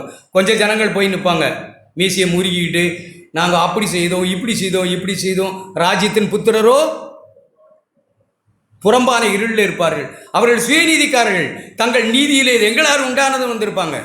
ஆனால் கொஞ்சம் ஜனங்கள் தேவனுடைய ராஜ்யத்தில் போய் நிற்பாங்க, இது எங்களால் உண்டானதல்ல, உம்முடைய ஈவு, நீரே பாத்திரர், எல்லா கனத்துக்கும் மகிமைக்கும் அடிக்கப்பட்ட ஆட்டுக்குட்டியானவரே எல்லா கனத்தையும் பெற்றுக்கொள்ள பாத்திரர் அப்படின்னு கொஞ்சம் ஜனம் போய் நிற்பாங்க. அதுதான் உத்தம இதயம்.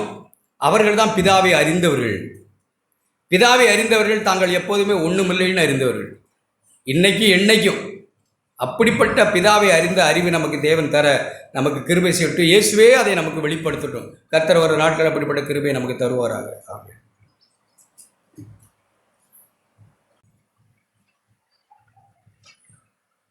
ஆண்டவர் கொடுத்த இந்த நாளுக்காய் நானும் ஆண்டவருக்கு நன்றி செலுத்துகிறேன். ஆண்டவர் நம்மோடு கூட இடைப்பட்ட நல்ல வார்த்தைகளுக்காக நாம் மனப்பூர்வமாக நாம் இருதயத்திலே வார்த்தைகளை ஏற்றுக்கொண்டு மெய்யாக கேட்ட வார்த்தைகளபடி நாம் கவலைப்படாமல் தான் அந்த வாழ்க்கை வாழுகிறோமான்னு சொல்லி நாம் கேட்டு பார்க்கணும். நமக்கு அடிக்கு ஒரு முறை அநேக கவலைகள் வருது. கடந்த நாளில் எனக்கும் ஒரு சில பலவீனம் ஏற்பட்டது. போய் எக்ஸ்ரே எடுத்து பார்த்து காரியங்கள் செய்தோம். நீங்கள் இன்னும் வேலையை செய்யக்கூடாது, அமைதலாக இருங்க, இந்த வயசில் நீ என்ன அந்த வேலை செய்யணும்னு சொல்லி டாக்டர் கேட்டாங்க. பரவாயில்ல, இல்லை சார், நான் அப்படி செய்ய வேண்டியது என்னோடய சூழ்நிலை அப்படின்னு சொல்லி அவர் சொன்னேன். அவன் சரி மாத்திரை வந்து வாங்கிட்டு வீட்டுக்கு வந்துட்டு நான் ஜோம் பண்ணேன் அன்றைக்கி நைட்டு. ஆண்டவரே, என்னுடைய பலவீனத்திலே உங்களுடைய பலம் விளங்கும்னு சொல்லி எங்கள் பவுல் ஜெபம் பண்ணார். அந்த வேத பகுதியை எடுத்து வச்சுக்கிட்டு நான் இப்படி ஜெபம் பண்ணி, ஆண்டவரே நீங்கள் உங்களுடைய கிருபையை எனக்கு தாங்க. சொன்னது எல்லாம் உண்மை தான், நான் செய்யாமல் இருந்தால் நல்லது தான், அது என்னுடைய சரீரத்துக்கு ரொம்ப நல்லது. இருந்தாலும் ஆண்டவரே, நான் பூமியில் வாழணுமே, இன்னும் நிறைய காரியங்களை செய்யணுமே, எனக்கு நீங்கள் பலன் தாரும்.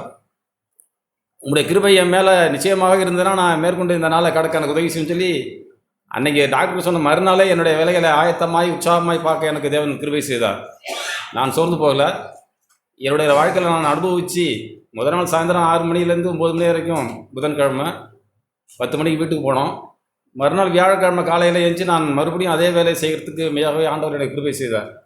இப்படி நாம் ஆண்டவரை முழு இதயத்தோடு நம்புகிற நாம் தான் கவலைப்படாமல் வாழ முடியும். ஆண்டவரே, நாளைக்கு நான் என்ன செய்வேன் சொல்லுவாங்க, நாளைக்கு வந்து என்ன இடத்துல பணம் வாங்கிக்கணும்னு சொல்லுவாங்க. நான் சொல்ல மாட்டேன், நான் இன்றைக்கி போய் இரவு படுத்து நான் எழுந்து நான் வந்தால் தான் நாளைக்கு நிச்சயம். சும்மா அவங்கள்ட்ட நான் காரியங்களை சொல்கிறதுக்காக அப்படி சொல்லுவேன். இப்படி நம்மளோட வாழ்க்கையில் நாளைக்கு என்ன நடக்கும், நாளைக்கு நான் அதை செய்யணும்னு சொல்லி நான் மாறுதட்டுறதுக்கு நம்ம இடத்துல ஒன்றுமில்லை. இந்த மாயையான வாழ்க்கை புகையை போல மறைஞ்சு போயிடுது. ஆண்டவரே, நான் நம்முடைய வார்த்தையின்படி இந்த பூமியில் கவலைப்படாத தைரியம் உள்ளவனாய் விசுவாசம் உள்ளவனாய் வாழ எனக்கு உதவி செய்யுங்க அப்படின்னு சொல்லி நாம் வந்தால் போதுங்க. ஆண்டவரத்தில் வர நமக்கு மனசு இல்லை. நான் காலையில் அப்படி ஒரு சில வார்த்தைகள் தியானித்தேன். ஆபிரகாமின் விசுவாசத்தை குறித்து நான் அப்படி குளிச்சுக்கிட்டு இருக்கும்போது என் இருதயத்தில் தேவன் உணர்த்தினார். என்னடா அருணாச்சலம் பிரதர் ஏன் சின்னோடனே அழுகுறாரு புலம்புறாருன்னு சொல்லி நீங்கள் உங்கள் இருதயத்தில் அப்படி அவமதிக்காதீங்க. எனக்கு எதுவுமே தேவனுக்கு பிரியமில்லாத காரியங்கள் என்னுடைய இதயத்திலேயோ சிந்தையிலே வந்தால் என்னுடைய இருதயம் ஆட்டோமேட்டிக்காக உடைக்கப்படும். அது எனக்கு தேவனே கொடுத்த இயற்கையான ஒரு சுபாவம். ஆனால் நானும் அதிகமாக அப்படி காரியங்களை செஞ்சு காரியங்களை தப்பு பண்ணால்தான். ஆனால் தேவன் இப்போ என்னை இப்படி உடைத்து நொறுக்கி இப்போ சங்கீத புஸ்தகம் 57 வாசிச்சது போல், ஆண்டவரே, நொறுங்குண்டதுமான இருதயத்தை நீங்கள் புறக்கணிக்கலையா. ஒன்று தெரியாமல் நமக்கு இருக்கலாம், ஆனால் நம்ம இருதயத்திலே மனப்பூர்வமாய் உணர்ந்து, ஆண்டவரே நீங்கள் உதவி செய்ய வல்லவராக இருக்கிறீங்க. ஆண்டவரே, அந்த அத்தனை லட்சம் 12 லட்சம் ஜனங்களை நீங்கள் 40 வருஷ காலமாக நடத்தி வந்தீங்களே, சும்மா அற்பமான இந்த வாழ்க்கையை வாழ நீங்கள் உங்களாலே எனக்கு செய்ய முடியாதா? நான் நினச்சிட்டு இருக்கேன் அதெல்லாம் முடியாது, நான் போய் செஞ்சாதான் அப்படி எப்படி சொல்லி நம்முடைய சாமர்த்தியத்தை நம்புகிற மனுஷனாக நாம் வாழக்கூடாது. ஆண்டவரை மனப்பூர்வமாக நான் நம்பினா போதுங்க. ஆபிரகாம் எப்படி நம்பினார் பாருங்க. 18ஆம் அதிகாரம், ஆதியாகமம் புஸ்தகம் 18ஆம் அதிகாரம். அங்கே தேவ தூதர்கள் வந்து அவர் பேசுகிறாங்க. பேசும்போது ஆபிரகாம் வீட்டுக்கு ஓடி ஒரு கன்றை அடித்து அவங்களுக்கு விருந்து வைக்கிறாரு. 9ஆம் வசனம், 18:9, ஆதியாகமம் 18ஆம் அதிகாரம் 9ஆம் வசனம். உன் மனைவி சாராள் எங்கே என்றார்கள். அதோ கூடாரத்தில் இருக்கிறாள் என்றான். அப்பொழுது அவர், ஒரு உற்பவ கால திட்டத்தில் நிச்சயமாக உன்னிடத்தில் திரும்ப வருவேன். அப்பொழுது உன் மனைவியாக சாராளுக்கு ஒரு குமாரன் இருப்பான் என்றார். சாராள் அவருக்கு பின்புறமாக கூடார வாசலில் இதை கேட்டுக்கொண்டிருந்தாள். நமக்கு விளங்கணும், அவங்க வாசலில் பேசிகிட்டு இருக்கார் ஆபிரகாம், சாராள் பின்னாடி கொல்ல வாசப்படியில் நிற்கிறாங்க. அந்த அம்மாவோட காதில் விழுது. அப்போது ஆபிரகாம் கேட்டுக்கொண்டிருந்தால், ஆபிரகாமும் சாராலும் வயது சென்று முதிர்ந்தவர்களாயிருந்தார்கள். ஸ்திரீகளுக்குள்ள வழிபாடு சாராளுக்கு நின்று போயிற்று. நமக்கு விளங்கும் இது. ஒரு கர்ப்பம் உண்டாகணும்னா சகோதரிகளுக்கு அந்த வழிபாடு, அந்த மாதவிடாய் சரியாக நடக்கணும். இல்லாட்டி எங்கள் கர்ப்பம் உண்டாகாது, நின்று போயிற்று. ஆகையால் சாராள் தன் உள்ளத்திலே நகைத்து, அருமையாக எழுதியிருக்காருங்க பரிசுத்த ஆவியானவர். என்னடா தேவதூதர்னு சொல்கிறாங்க, இதெல்லாம் நடக்குமா? உள்ளத்திலே நகைத்து, வெளியில் வாய் மூடி கூட இருக்கலாம், உள்ளத்திலே சிரிக்கிறாங்க அந்த அம்மா. நகைத்து நடக்குமாங்கிறாங்க. அது நடந்ததுங்க ஆபிரகாமோட வாழ்க்கையில். அதுக்கடுத்து நகைத்து, நான் கிழவியும் என் ஆண்டவன் முதிர்ந்த வயது உள்ளமான பின்பு எனக்கு இன்பம் உண்டாயிருக்குமோ என்றால், அப்பொழுது கர்த்தர் ஆபிரகாமை நோக்கி, சாரால் இப்படி நகைத்தது பிள்ளை பெறுவது மெய்யோ என்று சொல்வானேன்? கர்த்தரால் ஆகாத காரியம் உண்டோ? ஆண்டவரால் எல்லாம் ஆகுங்க. விசுவாசிக்கிற நமக்கு எல்லாம் ஆகும், கூடாத காரியம் ஒன்றுமில்லை. இதை புதிய ஏற்பாட்டில் ரோமர் புஸ்தகம் 5ஆம் அதிகாரத்தில் பவுல் எப்படி எழுதுறாரு பாருங்க, அருமையாய். 4ஆம் அதிகாரம் பக்கம் 212, 18ஆம் வசனம், 4:18. உன் சந்ததி இவ்வளவா இருக்கும் என்று சொல்லப்பட்டபடியே தான் அநேக ஜாதிகளுக்கு தகப்பனாவதை நம்புகிறதற்கு ஏதுவில்லாதிருந்தும் அதை நம்பிக்கையோடே விசுவாசித்தான். ஏதுவே இல்லைங்க, கர்ப்பமே செத்து போச்சு. இன்னமும் கர்ப்பமே இல்லாத ஒரு பெண்ணிட்ட குழந்தை பிறக்கணும்னா என்னடா இது, அதிசயமாக இருக்குது, ஆச்சரியமான செய்தி, இது என்ன நடக்குமா? அவன் விசுவாசித்தான். அவன் விசுவாசத்தினால் பலவீனமாக இருக்கவில்லை. ஏறக்குறைய 100 வயது உள்ளவனாக இருக்கும்போது தன் சரீரம் செத்து போனதையும் சாராளுடைய கர்ப்பம் செத்து போனதையும் எண்ணாதிருந்தான். கர்ப்பம் செத்து போச்சுங்க, அவ்வளோதான், முடிஞ்சு போச்சு. லாசரு செத்து போனது போல செத்து போச்சு கர்ப்பம், உண்மை கிடையாது. சும்மா நடமாடும் சகோதரி, நடமாடும் வயசான தாத்தா 2 பேரும். இவங்க இன்னுமே கூடி ஆண்டவரை சொன்னது போல அறிந்து இவங்களுக்கு பிள்ளை பிறக்குமானா அதெல்லாம் உலகத்தில் நடக்காத காரியம். ஆபிரகாம் நம்பிக்கையோடு விசுவாசித்தான் அப்படின்னு சொல்லிட்டு இப்படி எழுதிட்டு அப்படி சொல்லி 24ஆம் வசனம் 23, அது அவனுக்கு நீதியாக எண்ணப்பட்டது என்பது அவனுக்காக மாத்திரமல்ல நமக்காகவும் எழுதப்பட்டும் இருக்கிறது. நம்முடைய கர்த்தராக இயேசுவை மரித்தோரிலிருந்து எழுப்பினவரை விசுவாசிக்கிற நமக்கும் அப்படியே எண்ணப்படும். இப்படி நாம் ஆழமாய் ஆண்டவரை நாம் விசுவாசிக்கணுங்க. ஆண்டவரே, என்னுடைய வாழ்க்கையில் அது நடக்குமா, இது நடக்குமா? நான் 1000 முறை நான் வேதத்தை காதால் கேட்டாலும் எனக்கு விசுவாசம் இல்லையே, என்னுடைய மந்த இருதயம் அதை தள்ளுது. நாம் அப்படி வாழக்கூடாதுங்க. நாம் மனம் திரும்பி ஆண்டவரத்தில் வந்து, ஆண்டவரே என்னை நொறுக்கி உடைத்து உங்களுடைய குமாரனுடைய சாயலுக்கு ஒப்பாய் மாற்ற நீங்கள் இப்படி நடத்துறீங்க ஆண்டவரே, இதில் நான் திருப்தியாக இருக்க உதவி செய்யுங்க. போதும் என்ற மனதுடனே கூடிய தேவபக்தி மிகுந்த ஆதாயம் என்று படிக்கிறேன் ஆண்டவரே, எனக்கு போதும் ஆண்டவரே, நீங்கள் தான் எனக்கு முன்னிலை, நீங்கள் தான் எனக்கு முதன்மை. உங்களுடைய கிருபை இருந்ததுன்னா நான் நாளைக்கு அதை செய்கிறேன் ஆண்டவரே, நீங்கள் தாங்க, நீங்கள் தருவீங்க. நான் இப்படி வாழ நீங்கள் எனக்கு உதவி செய்ய வல்லமுள்ள தேவன், பராக்கிரமசாலின்னு சொல்லி நம்ம ஆண்டவரத்தில் வந்தால் போதுங்க. இப்படி நம்முடைய வாழ்க்கையில் நம்ம ஆண்டவர் மேலே முழு நம்பிக்கையை பதிய வைக்க நான் பழகணும். இப்படிலாம் நம்ம ஆண்டவர் அறியலைன்னா நம்ம அறிஞ்சிருக்கோம்னு சொல்கிறது நம்ம சொல்லிக்கிட்டு இருக்கலாம். ஆனால் நம்ம அறிய வேண்டிய பிரகாரமாக அவரை அறியவில்லை. எபேசியர் புஸ்தகம் 1ஆம் அதிகாரம், அங்கே பவுல் ஜெபிக்கும் போது அருமையாக ஆரம்பிக்கிறார். 1ஆம் அதிகாரம் 17ஆம் வசனத்திலேருந்து நான் படிக்கிறேன்.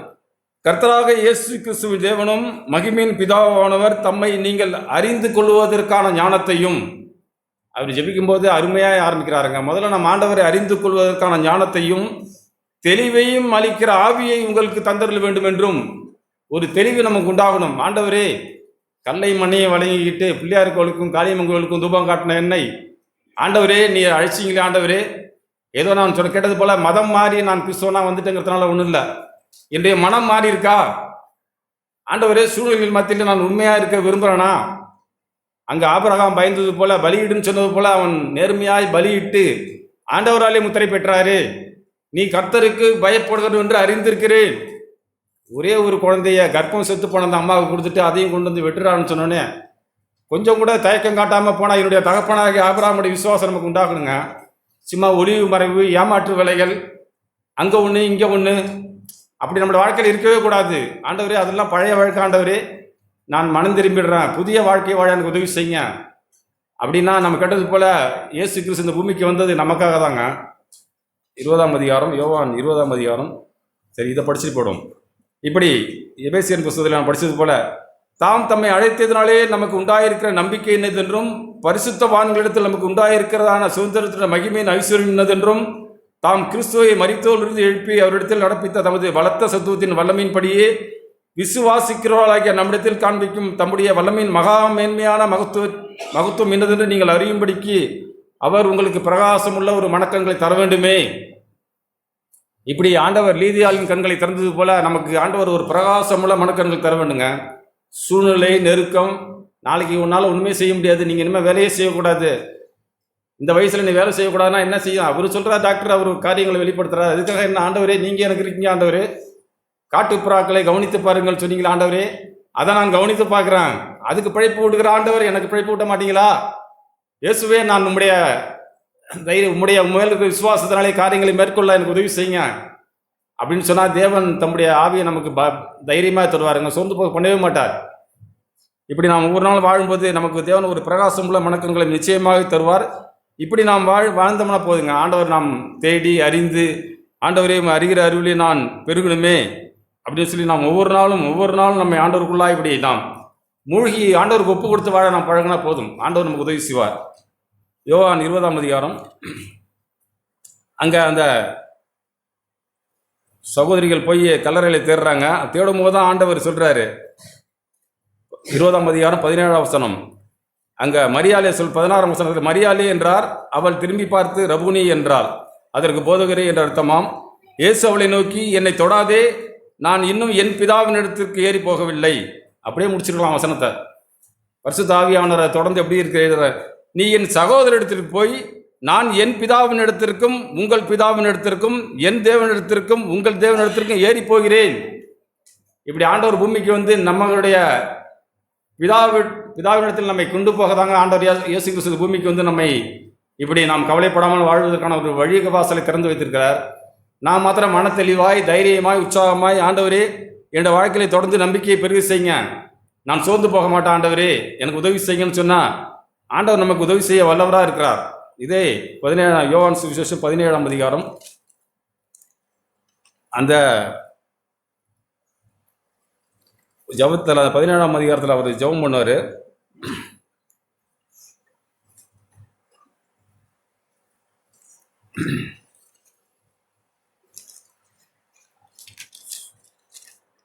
உங்கள் துக்கம் 16ஆம் அதிகாரம் அங்கே ஆண்டவர் தான் பிதாவின் இடத்தில் போகிற காரியத்தை குறித்து பேசிக்கிட்டே வர்றாரு. 16:16 நான் பிதாவின் இடத்தில் போகிற அப்படினாலே கொஞ்ச காலத்திலே என்னை காணாதிருப்பீர்கள், மறுபடியும் கொஞ்ச காலத்திலே என்னை காண்பீர்கள் என்றார். இப்படி பேசிக்கிட்டே வரும்போது 18ஆம் வசனம், கொஞ்ச காலம் என்கிறாரே இது என்ன, அவர் சொல்லுகிறது என்னதென்று நமக்கு விளங்கவில்லையே. ஆண்டவர் சீஷர்கிட்ட பேசும்போது அவர் பேசுறது அவங்களுக்கு விளங்கல. அதை அவர் கொஞ்ச காலம் என்கிறாரே இது என்ன, அவர் சொல்லுகிறது என்னதென்று நமக்கு விளங்கவில்லையே என்றார்கள்.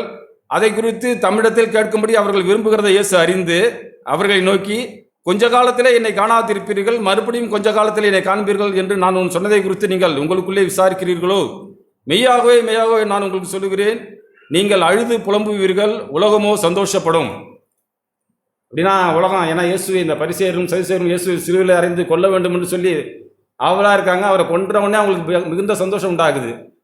அதை குறித்து தான் அங்கே பரிசுத்த ஆவியானவர் சொல்கிறாரு, நீங்கள் துக்கப்படுவீர்கள். சீஷர்களை பார்த்து நீங்கள் துக்கப்படுவீர்கள், ஆனாலும் உங்கள் துக்கம் சந்தோஷமாக மாறும். அல்லேலூயா. நான் கடந்த நாள் அந்த ஒரு வார்த்தையை பிடிச்சிக்கிட்டு அருமையாய் விசுவாசிக்க ஆரம்பிச்சிட்டேங்க. என்னுடைய துக்கம் சந்தோஷமாய் மாறும். ஆண்டவரே நான் செம்மைப்படணும், நான் சீர்படணும், என்னுடைய காரியங்களிலே நீங்கள் இடைப்படுறீங்க ஆண்டவரே. இப்போ எனக்கு துக்கமாக இருந்தாலும் என்னுடைய துக்கம் சந்தோஷமாய் மாற பண்ணுகிற நீர் உண்மையுள்ள தேவன். நான் மாத்திரம் அவிசுவாசப்பட்டு சொந்து போகாமல் ஆண்டவரே நிமிர்ந்து நடந்துற உதவி செய்யுங்க. என்னுடைய துக்கத்தை நீங்கள் சந்தோஷமாக மாற்றி விடுங்க ஆண்டவரே. நான் சோர்ந்து போக மாட்டேன் ஆண்டவரே. என்னை கடிந்து கொள்ளும் பொழுதும் என்னை ஒன்றும் இல்லை நீ அப்படின்னு சொன்னாலும் பரவாயில்ல. இதெல்லாம் என்ன, அந்த மனுஷர்கள் இன்னைக்கு போடுகிற இந்த மார்க் நமக்கு ஒன்றுமே இல்லைங்க. இதெல்லாம் ஒன்றுமே இல்லை. இதெல்லாம் மறக்கப்பட்டு மறைஞ்சு போயிடும், ஒன்றுமே கிடையாது. ஆண்டவரே நித்தியத்திலே நாங்கள் மோடு கூட இருக்கும்போது நீங்கள் எனக்கு காரியங்களை செய்வீங்களே. ஐஸ்வர்யவானும் லாசரும் பூமியிலே வாழ்ந்தாங்க. ஆபிரகாம் மடியில் போய் படுத்திருந்தது யாருன்னு நமக்கு தெரியும். அதனால் நம்ம பூமியில் வாழ்கிற ஐஸ்வர்யமோ சொகுசோ அழகோ பெரிய ஆடம்பரங்களோ இதெல்லாம் ஒன்றுமே இல்லை. தேவனே, என்னோட அந்தரங்க வாழ்க்கையில் நான் கர்த்தருக்கு பயப்படுகிறேனா, என் இருதயம் நொறுங்குண்டு பணிந்து உங்களுடைய வார்த்தைகளை ஏற்றுக்கொண்டு அது ஆமை என்றும் ஆமையன் என்றும் இருக்கிறது, அது நான் செயல்படுத்த நான் விரும்புகிறேனா? நம்மை நாமே தான் கேட்டு பார்க்கணும். ஆண்டவரே, என்னுடைய துக்கம் சந்தோஷமாக மாறும் நீங்கள் சொல்லியிருக்கீங்க ஆண்டவரே. என்னை நீங்கள் நிமிர்ந்து நடக்க பண்ணின தேவன். நான் சோர்ந்து போக மாட்டேன். நான் இப்படி வாழ நீங்கள் எனக்கு கிருபை தருவீங்கன்னு சொல்லி நாம் ஆண்டவரை சார்ந்து வாழ்கிறதா நான் பயப்படாத வாழ்கிற வாழ்க்கை. நாளைக்கு என்ன செய்ய போகிறோம், நாளைக்கு பொழுது விடிவிட்டு நாளைய காரியத்தை ஆண்டவர் பொறுப்படுத்திக் கொள்வார். அந்தந்த நாளுக்குரிய பாடு அது நாளைய தினத்துக்காக அந்த நாள் தான் கவலைப்பட போகுது. நான் ஏன் கவலைப்படணும்? ஆண்டவரே, நாளைக்கு காரியங்களை நீங்கள் பொறுப்படுத்திக் கொள்ளுங்க ஆண்டவரே. இன்னைக்கு நான் படுத்து எழுந்திருக்க நிம்மதியான தூக்கத்தை தாரும். விசுவாசத்தின் முதல் படி இப்படிதாங்க. நாம் சோர்ந்து போகாமல் நாம் விசுவாசித்து வாழ பழகணும். இன்னொரு இடத்துல பவுல் சொல்வார், 2 தீமோத்தேயு புஸ்தகம் நம்ம கேட்டோம், உத்தம இருதயம். மெய்யாகவே தீமோத்தேயுவை பார்த்து பவுல் அந்த இடத்துல தாங்க எழுதுறாரு. 1 தீமோத்தேயு 1ஆம் அதிகாரத்தில் ஆரம்பிப்பார். எப்படி எழுதுறாரு பாருங்க. 1 பக்கம் 285 2ஆம் வசனத்தில் எழுதுறாரு, விசுவாசத்தில் உத்தம குமாரனாகிய தீமோத்தேயுவுக்கு எழுதுறதாவது. அங்க ஒரு சீஷனை பார்த்து பவுல் தன்னுடைய உடன் ஊழியரை பார்த்து நீ உத்தமமான மனுஷன் நிரூபிச்சு எழுதுறாருங்க. வார்த்தையில் எழுதுறாரு, உத்தம மனுஷனே நீ இப்படி வாழுன்னு சொல்லிட்டு அவருக்கு கடைசியா ஒரு ஆலோசனை சொல்றாரு பாருங்க. 2ஆம் அதிகாரம் 3ஆம் அதிகாரம் 2 தீமோத்தேயு 3ஆம் அதிகாரம் அங்க அநேக விஷயங்களை பேசிக்கிட்டே வர்றாரு. 8ஆம் வசனம், என்னையும் எம்பிரையும் மோசேக்கு எதிர்த்து நின்றது போல இவர்களும் சத்தியத்துக்கு எதிர்த்து நிற்கிறார்கள். இவர்கள் துர்புத்தியுள்ள மனுஷர்கள், விசுவாச விஷயத்தில் பரீட்சைக்கு நில்லாதவர்கள். விசுவாச விஷயத்திலே நாம் பரீட்சைக்கு நிற்கிறோமா? ஆண்டவரே, டாக்டர் சொன்னது உண்மைதான், எல்லாமே சரிதான், ஆனால் நான் ஆண்டவரத்தில் விசுவாசமா, ஆண்டவரே உங்களுடைய கிருபை எனக்கு போதும், ஆண்டவரே பலவீனத்திலே என்னுடைய பலன் உங்களுடைய பலன் எனக்கு பூரணமாய் விளங்கும், எனக்கு நீங்கள் உதவி செய்வீங்க அப்படின்னு சொல்லி நாம் விசுவாசித்து அந்த விசுவாச பரீட்சையில நாம் நிற்கிறோமான்னு சொல்லி நம்மை நாமே கேட்டு பார்க்கணும். ஆண்டவரே நான் என்ன செய்வேன், கவலைப்படுறேன்னா, என்னுடைய இருதயம் பதைக்குதா, பயப்படுதா, ஆண்டவரே சொல்லி நான் ஆண்டவரே அல்லல் தட்டுறேன்னா, ஆண்டவரே போதும் ஆண்டவரே, நீங்கள் என்னோட திராணிக்கு மேலே சோதிக்க மாட்டீங்க ஆண்டவரே, நீங்கள் உண்மையுள்ள தேவன். இப்படிலாம் வாழ நாம் ஒவ்வொரு நாளும் ஆண்டவரத்தில் கற்றுக்கொள்ள நமக்கு விருப்பம் இல்லை, தெரியல.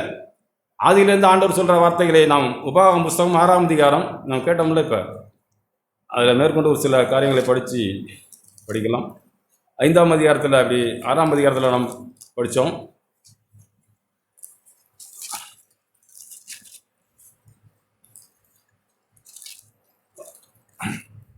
ஆறாம் அதிகாரத்தில் நான் படிக்கிறேன். உன் தேவனாய கர்த்தருக்கு பயந்து உயிரோடு இருக்கும் நாளெல்லாம் நீயும் உன் குமாரனும் உன் குமாரத்தையும் நான் உனக்கு விதிக்கிற அவருடைய எல்லா கற்பனைகளையும் கட்டளைகளையும் கை கொள்ளுகிறதுனாலே உன் வாழ்நாள் நீடித்திருக்கும்படி. இப்படி ஆதியிலிருந்து ஆண்டவர் இஸ்ரவேல் ஜனங்களுக்கு சொன்ன வார்த்தைகளை இப்படிதாங்க, நீ அவருடைய வார்த்தைகளை கை கொள்ள உன் வாழ்நாள் நீடித்திருக்கும்படிக்கு இஸ்ரவேலே நீ நன்றாயிருப்பதற்கும். 3ஆம் வசனம், உன் பிதாக்களின் தேவனாய கர்த்தர் உனக்கு சொன்னபடியே பாலும் தேனும் ஓடுகிற தேசத்திலே நீ மிகவும் விருத்தி அடைவதற்கும். அது ஏதோ பாலும் தேனும் ஓடுது சொன்னால் நம்ம இங்கே ஏதோ ஓடுதுன்னு சொல்லி நம்ம நினைக்க வேண்டாம். நான் நித்தியத்துக்கு போகிற நம்முடைய இருதயங்கள்லாம் நித்தியத்தை நோக்கி இருக்கணுங்க. நீ மிகவும் விருத்தி அடைவதற்கும் அவைகளுக்கு செவி கொடுத்து அவைகளுக்கு செய்ய சாவதானமாயிரு, அமைதலாயிரு, சமாதானமாயிரு. இஸ்ரவேலே கேள், நம்முடைய தேவனாய கர்த்தர் ஒருவரே கர்த்தர். நீ உன் தேவனாய கர்த்தரிடத்தில் முழு இதயத்தோடும் முழு ஆத்மாவோடும் முழு பலத்தோடும் அன்பு கூறுவாயாக. இப்படி ஆதியிலிருந்து ஆண்டவருடைய வார்த்தைகள் அப்படிதாங்க இருக்கு. இப்படி இன்று நான் உனக்கு கட்டளையிடுகிற இந்த வார்த்தைகள் உன் இருதயத்தில் இருக்க கூடாது.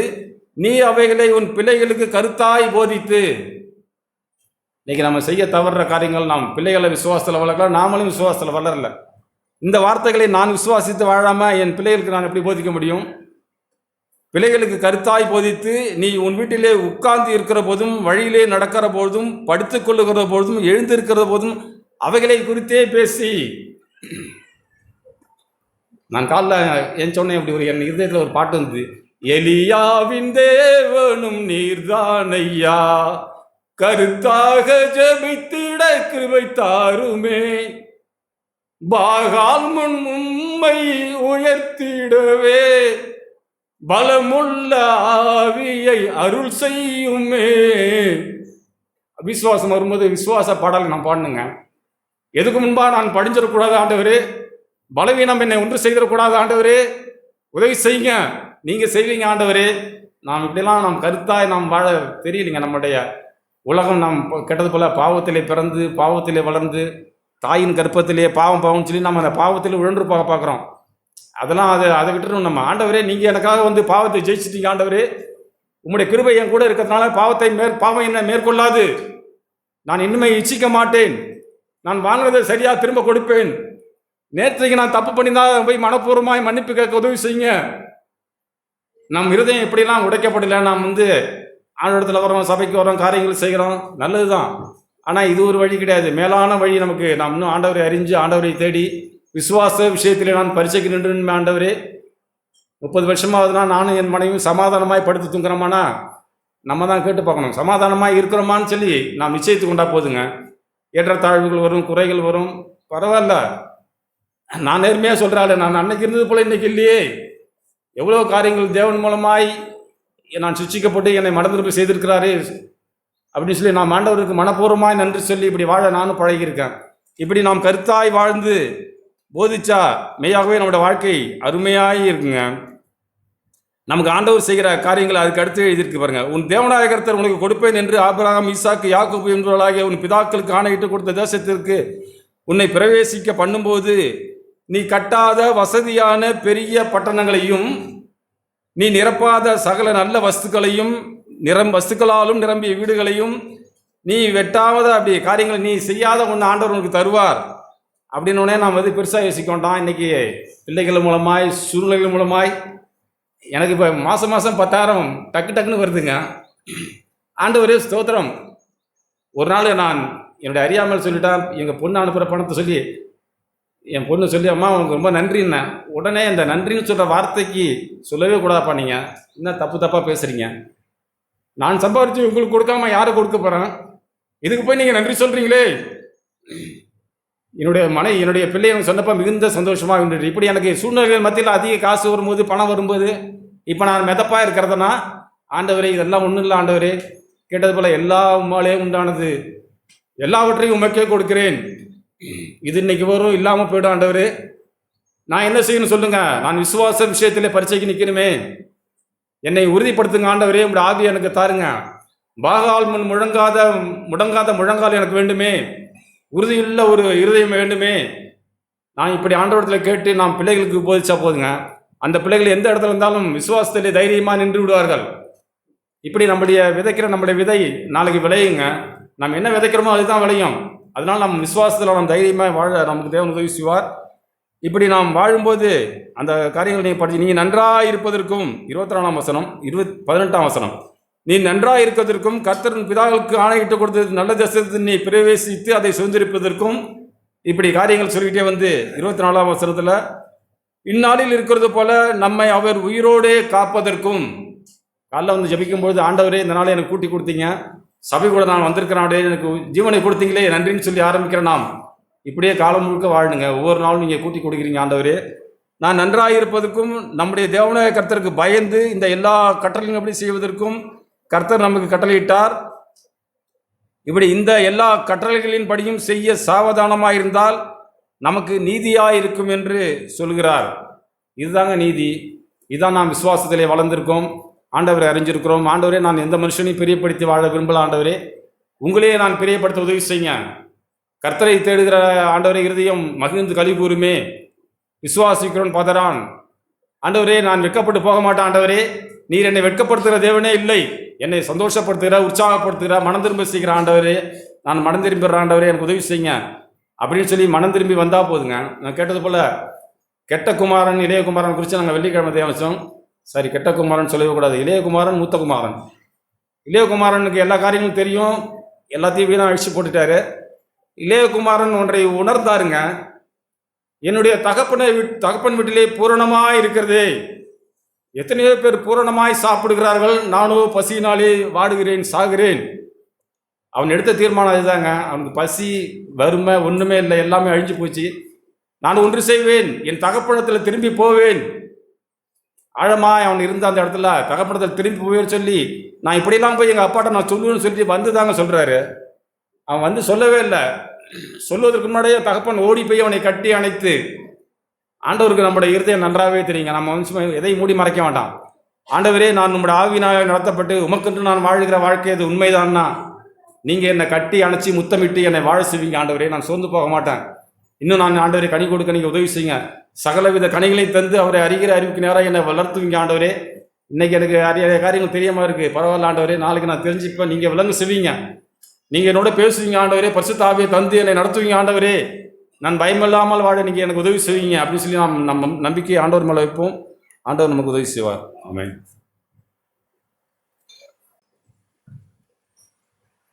நான் கேட்ட எல்லா வார்த்தைக்காக ஆண்டவருக்கு நன்றி சொல்கிறேன். கேட்டுக்கொண்டிருக்க பார்த்து எனக்கு ஆண்டவர் உணர்த்தல் சங்கீதம் 100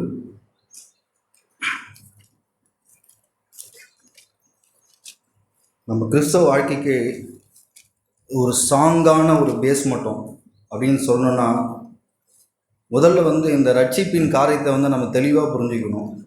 சங்கீதக்காரர் தாவீது சங்கீதம் எழுதினவர் சொல்கிறாரு, சங்கீதம் 103 கர்த்தரே தேவன் என்று அறியுங்கள், நாம் அல்ல, அவரே நம்மை உண்டாக்கினார், நாம் அவர் ஜனங்களும் அவரின் மேய்ச்சலில் ஆடுகளுமாயிருக்கிறோம்.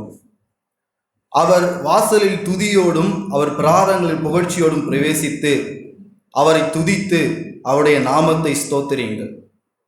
தேவன் இன்னைக்கு ஆண்டவர் அறியாத வெளியில் இருக்கிற மாற்று மதத்தை அவங்கள நீங்கள் பார்த்தீங்கன்னா, அவங்களுக்குள்ள காசு பணம் இருந்தால் தான் சந்தோஷம். வீடு வாசல் அவங்க நினைச்ச காரியம் நினைச்சபடி இருந்தால் மட்டும்தான் அவங்களால சந்தோஷப்பட முடியும். ஏன்னா அவங்களுக்கான ஒரு தேவனை உண்டாக்கிட்டாங்க. ஒரு விக்கிரகமோ ஒரு மண்ணோ ஏதோ ஒன்று, ஒருவேளை அவங்க விக்கிரகம் காசாக இருக்கலாம், பணமாக இருக்கலாம், இல்லை அவங்களாக கூட இருக்கலாம். ஆனால் அவங்களோட வாழ்க்கையில் பார்த்தீங்கன்னா சங்கீதம் 73 சொல்கிறாரு. சங்கீதம் 73 எடுத்துங்களேன்.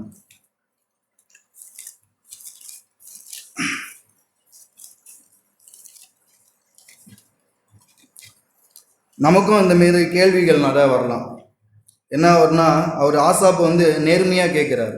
3 வாசிக்கிச்சுன்னா, துன்மார்க்கின் வாழ்வை நான் காண்கையில் வீம்புக்காரரை அவர்கள் மேல் பொறாமை கொண்டேன்.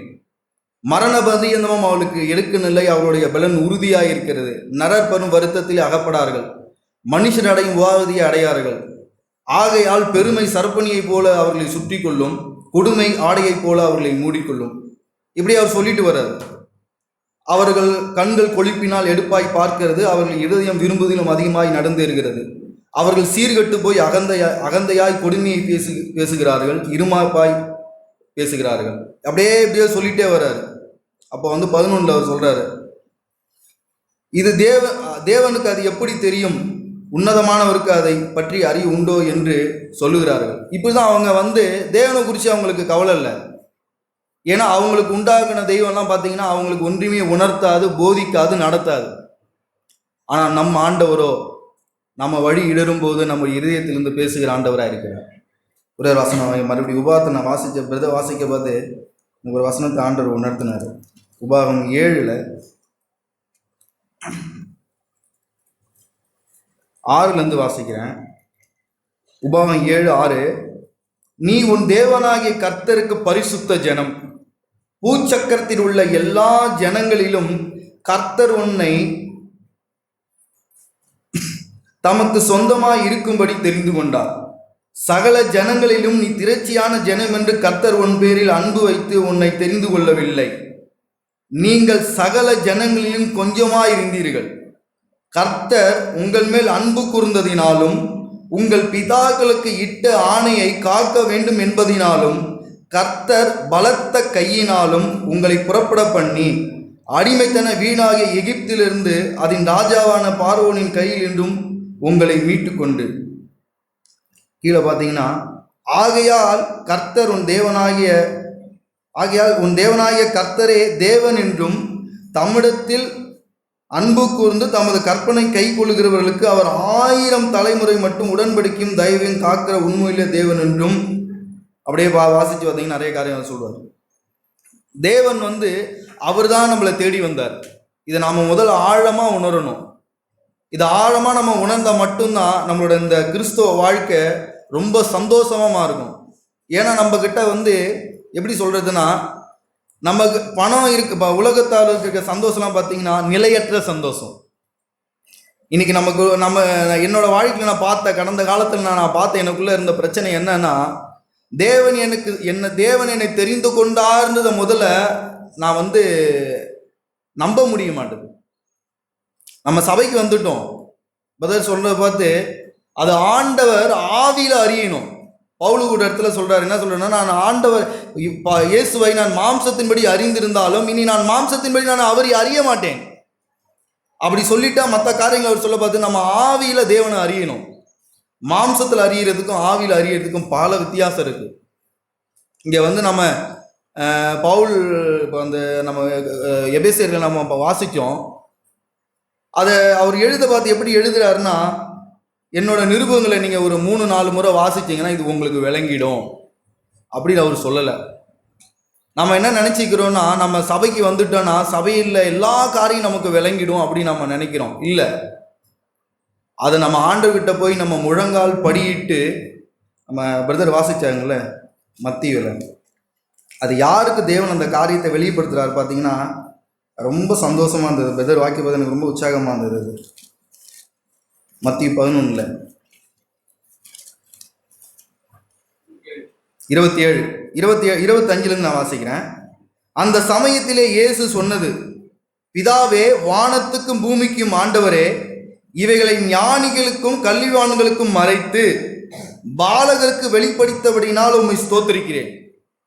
நம்ம மட்டும் ஒரு பாலகரை போல, ஒரு குழந்தையை போல, நம்ம பல நாட்களாக கேட்டுட்டு இருக்கிறோம். குழந்தைனா என்ன, குழந்தையோட காரியங்கள் என்ன அப்படின்றத நம்ம பல காரியங்கள் நம்ம கேள்விப்பட்டிருக்கிறோம். ஆனால் நாம் அப்படி ஆவிக்குரிய குழந்தைகளாய் நம்ம மாறிடணும்.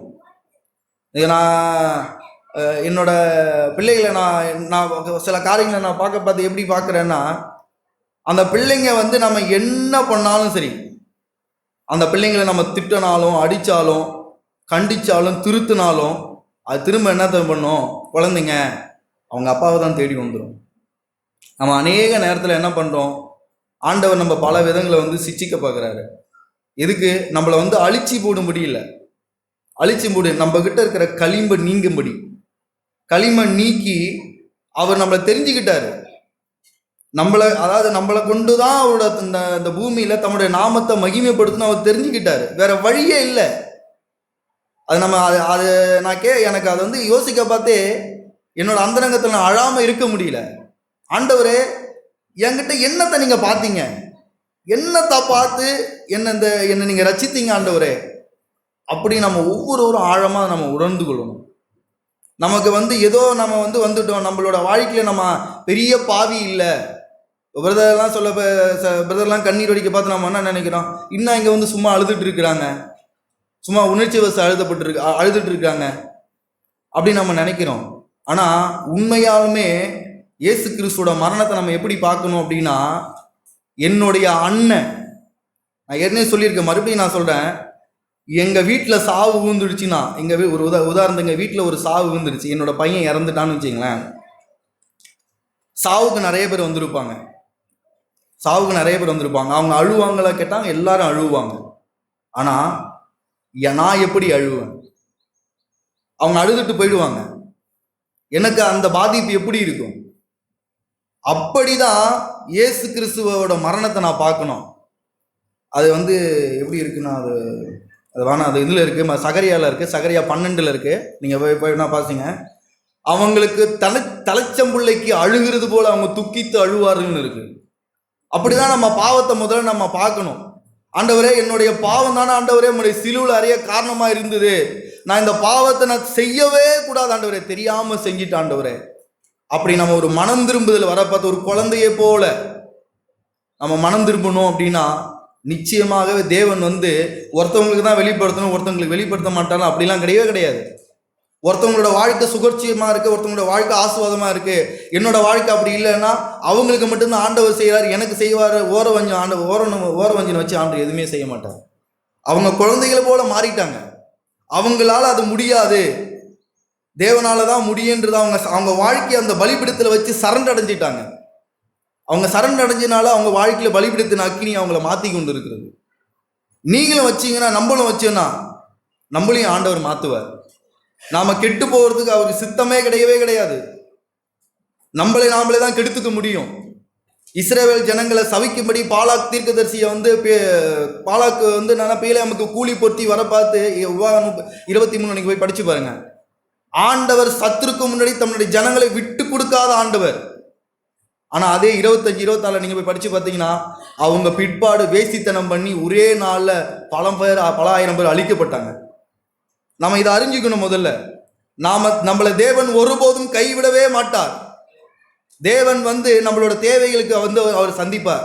நம்மளோட பேராசைக்கு தேவன் உதவியே செய்ய மாட்டார். இன்னைக்கு நம்ம தேவனை தவறா புரிஞ்சிக்க கூடாது.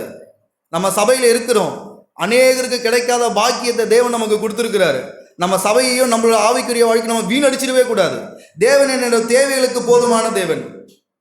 நம்ம இயேசு கிறிஸ்துக்கிட்ட கற்றுக்கணும், அப்போஸ்தலர்கிட்ட கற்றுக்கணும்.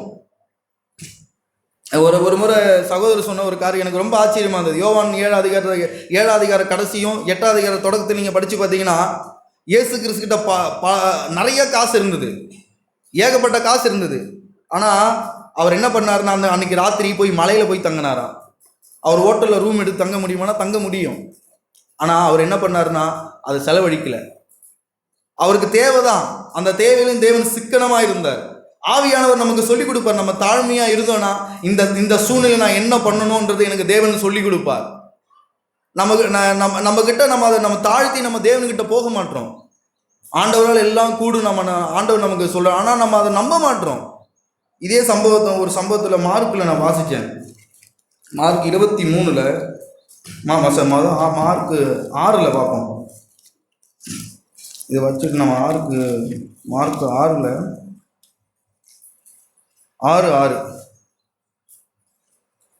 அவர்களுடைய அவிவிசுவாசத்தை குறித்து ஆச்சரியப்பட்டு, தேவன் ஆச்சரியப்படுத்துகிற 2 காரியம். நீங்கள் மத்திய 8 நீங்கள் படித்து பார்த்தீங்கன்னா, அந்த 100க்கு அதிபதி ஆண்டவரை விசுவாசிச்சதை பார்த்து ஆண்டவர் ஆச்சரியப்பட்டார். ஆனால் இங்கேயும் ஒன்று ஆண்டவர் ஆச்சரியப்படுறார். இவ்வளோ நான் காரியம் செய்கிறேனே, நான் அவங்களோட வாழ்க்கையை மாற்றுவேன்றதை அவங்களால நம்ப முடியாமல் இருக்கிறத குறித்து அவர் அவிவிசுவாசத்தை குறித்து ஆச்சரியப்பட்டாராம். இன்னைக்கு சபையில் நான் யாரையும் இது பண்ணலை, நானும் குறைவுள்ளவன் தான். இத்தனை வருஷமா சபையில் இருக்கிறாங்க, இந்த விஷயத்தில் விசுவாசம் இல்லாமல் இப்படி பண்ணிட்டாங்களே அப்படின்னு கேட்க பார்த்து எனக்கு கண்ணீரும் கவலையும் தான் இருக்கு. ஆண்டவரே, இந்த காரைக்கால் பட்டணத்தில் எத்தனையோ சபையார் இந்த சபைக்கு வரணும்னுட்டு அவங்க பார்த்தாலும் அவங்களால வர முடியாது. நீங்கள் வெளி சபைக்கு போய் பாருங்க, இந்த சபையில் இருக்கிறதுனால இந்த சபையோட மேன்மை தெரியல. மற்ற சபையில் போய் பாருங்க, அவங்களுக்கு வேண்டியதெல்லாம் ஜனங்க கிட்டேருந்து வெறும் பணம் மட்டும்தான். வெள்ளிக்கிழமை கூட ஒரு சகோதரர்கிட்ட நான் பேசிட்டு இருந்தேன். அவர் ஒரு சபையை குறித்து பேசிட்டு இருக்க பார்த்து, நான் குற்றப்படுறதுக்காக நான் சொல்லலை, நமக்கு உண்டான மேன்மை என்ன, தேவன் நம்மளை எப்படி தெரிந்து கொண்டார்ன்றதை நம்ம பார்க்கும் பொழுது இந்த வாழ்க்கையை நம்ம சந்தோஷமாக வாழலாம். பிரச்சனை என்னன்னா, நான் சுகபோகமாக வாழ பார்க்குறேன். கடன் படுற காரியம், மற்ற இது இல்லாத காரியம். தீமோத்தேயுவில் எழுதி பார்த்து ஒரு காரியம் சொல்ல, சுகபோகமாய் வாழ விரும்புகிற உயிரோடு செத்தவள். நம்ம சுகபோகமாக தேவைக்காக வாழறது தப்பே கிடையாது, தேவைக்காக வாழறது தப்பு கிடையாது. அந்த இச்சை அடக்கம் நமக்கு இருக்குதா, அதான் ஆவியின் கனி. நீங்கள் கலைத்தேரில் படித்து பார்த்தீங்கன்னா தெரியும். அந்த ஆவியின் கனி இது தேவன் எல்லாருக்கும் தருவார். இப்படி நம்ம தேவனை அறியணும். நம்மளோட வாழ்க்கையினால தேவன் தம்முடைய நாமத்தை மகிமைப்படுத்த அவர் சுத்தம் கொண்டுட்டார். நீங்கள் அதை நம்பினாலும் நம்பாட்டாலும் சரி, நம்புகளோட வாழ்க்கையில் அது நிறைவேறும். நம்பாதவரோட வாழ்க்கையை அவங்க தேவன்கிட்ட அந்த வாழ்க்கையை அவங்க பெற்றுக்கொள்ளணும். சபையில் நம்மளை ஆண்டவர் கொண்டு வந்தது ஒருத்தவங்களுக்கு செஞ்சுட்டு ஒருத்தவங்களை கைவிடணும்னு தேவன் விரும்பவே இல்லை.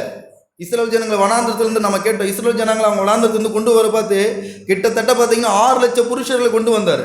அவங்க எல்லாத்தையும் வனாந்திரத்தில் அழித்து போடுறதுக்காக தான் அவர் கொண்டு வந்தாரா? அதுக்காகலாம் கொண்டு வரல. அவர்கள் மூலியமா தம்முடைய நாமத்தை புறஜாதியர்கள் பிரஸ்தாபப்படுத்தும்படியாக கொஞ்சம் ஜனம் 70 பேர் தான் ஆண்டவர் கொண்டு கொஞ்சார். நீங்கள் பார்த்துக்கிறீங்களா?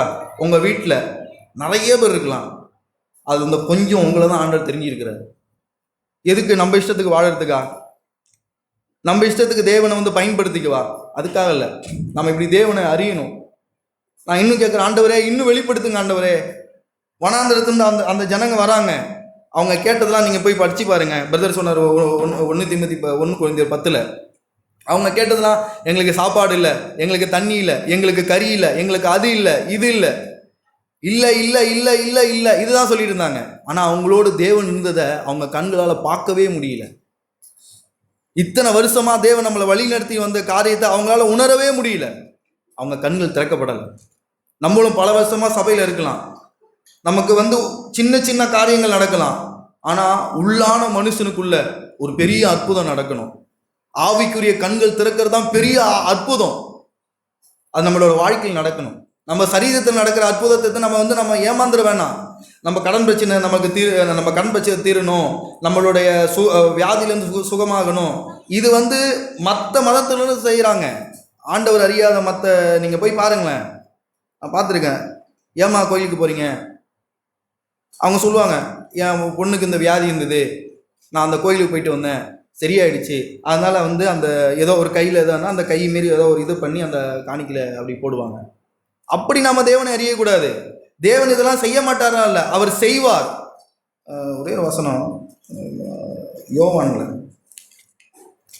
யாருக்கு தேவன் தம்மை வெளிப்படுத்துவார்ன்றதை யோசிக்க பார்த்து தான் எனக்கு டப்புன்னு தேவன் முதல்ல நம்மளை நம்பி அவர் இணங்கணும். இணங்கினா மட்டும்தான் தேவன் தம்மை அவர் நம்மளுக்கு வெளிப்படுத்துவார். யோவான் 2:24. அப்படி இருந்தும் இயேசு எல்லாரையும் அறிந்திருந்தபடியினால் அவரை நம்பி இணங்கவில்லை.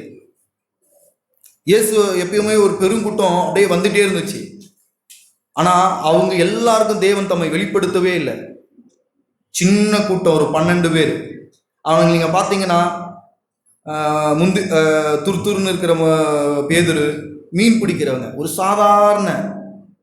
சாதாரண ஒரு குடும்ப பின்னணியிலேருந்து வந்தவங்க, பெரிய பெரிய பணக்காரங்க, ஜாமவான்க, பரிசியர்கள், சதிசியர், பைபிள் அப்படியே கரைச்சி குடிச்சு எங்களுக்கு ஆபிரகாம தெரியும், எங்களுக்கு அவரை தெரியும், உங்களுக்கு இவரை தெரியும்னு சொல்லி எல்லாரையும் ஆண்டவரே ஓடம் கட்டிட்டாரு. சாதாரணமாக அந்த கொஞ்சம் பேருக்கு, அந்த 12 பேருக்கு தேவன் அப்படியே பிதாவை வெளிப்படுத்தினார். நம்ம மட்டும் நம்மளோட இயலாமையை ஒத்துக்கிட்டு சில நேரத்தில் சகோதரன் நம்மளை திருத்து பார்த்து கண்டிக்க பார்த்து நான் என்னோட வாழ்க்கையில் நான் செஞ்ச சொல்லியிருக்கேன். நான் இதுக்காக நான் செஞ்சிட்டேன் அப்படின்லாம் சொல்ல. தேவன் என்ன இந்த பாவிக்குள்ளே எப்படி தேவன் கிரிகை செஞ்சதுக்காக நான் சொல்கிறேன். நான் சில நேரத்தில் சகோதரர்கள் வந்து கடிந்து கொள்ள பார்த்து அப்படியே ஒரு முறை நான் ஒரு சகோதரர்கிட்ட ஒரு காரியம் இது பண்ண பார்த்து அவர் என்னை வந்து ஒரு நல்லா கடிந்துக்கிட்டார். அப்படியே டப்புன்னு, ஆண்டவரே இதோ இந்த இடத்துல வந்து என்னோட ஊனத்தை, என்னோட வியாதியை இந்த சகோதரன் உண்மையாக நீங்கள் எனக்கு காமிச்சிங்களா ஆண்டவரே, நன்றி ஆண்டவரே. இன்னும் சகோதரர்கள் மூலயமா என்னுடைய அந்த இயலாமையை சொல்லட்டும். நாம் அப்படி தாழ்மையாகும் சபையில். இவருன்னா சொல்கிறது, இவருக்குன்னா தெரியும், நான் இவருன்னா ஒழுங்கா, இவங்க பிள்ளைங்களை ஒழுங்காக வளர்த்துக்கிறாரா, இவங்க பிள்ளைங்க ஒழுங்காக இருக்கா, இவர் முதல்ல ஒழுங்காக இருக்கிறாரா, அப்படி நம்ம நினச்சிட்டாலே யாருக்கிட்டேருந்து நம்ம வெளிச்சம் பெறவே முடியாது. இப்படிப்பட்ட சபைக்காக நம்ம ஆண்டவருக்கு நம்ம நன்றி உள்ளவராக இருக்கணும். நம்ம சகோதரர்களுக்காக நன்றி உள்ளவராக இருக்கணும். தேவன் நம்மளை நம்பி இணங்க முடியுமா? நம்ம மட்டும் எல்லா சூழ்நிலையிலும், எல்லாரும் தவறாதவங்க யாருமே கிடையாது.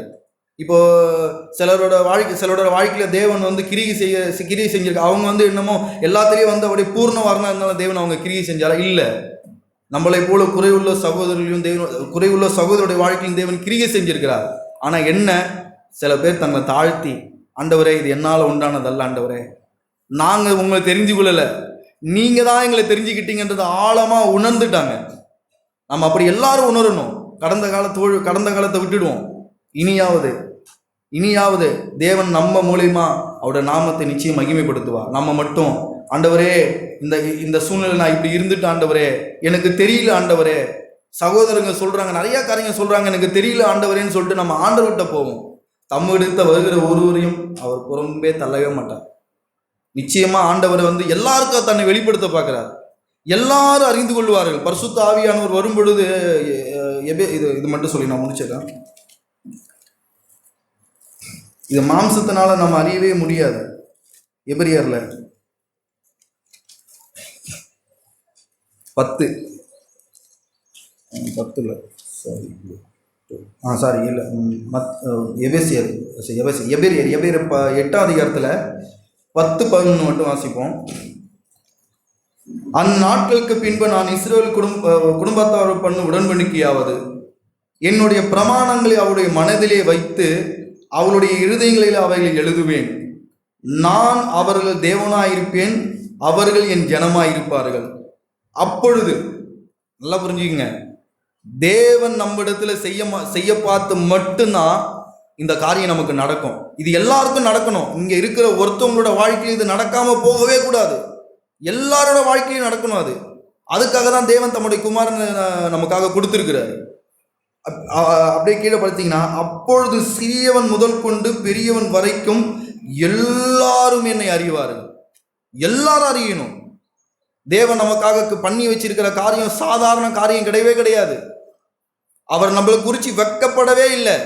உங்களோட வாழ்க்கை எப்படி தரங்கட்டு இருந்தாலும் பரவாயில்ல, எப்படி இருந்தாலும் பரவாயில்ல, தேவன் நீங்கள் ஒருவேளை உங்களை வாழ்க்கைக்கு நீங்கள் வெக்கப்படலாம், ஆனால் உங்களை ரட்சிப்பதற்காக தேவன் வெக்கப்படவே மாட்டார். அப்படிப்பட்ட விசுவாசத்தோடு நம்ம வரணும். நம்ம ஏதோ பண்ணிட்டோம் அதனால நம்ம போகக்கூடாதுன்றது பார்த்தீங்கன்னா நீங்கள் நம்மளே பார்த்துக்கிறோம். தேவனை பார்க்கணும், நம்ம கண்கள் எப்பொழுதும் அவரை பார்க்கணும்.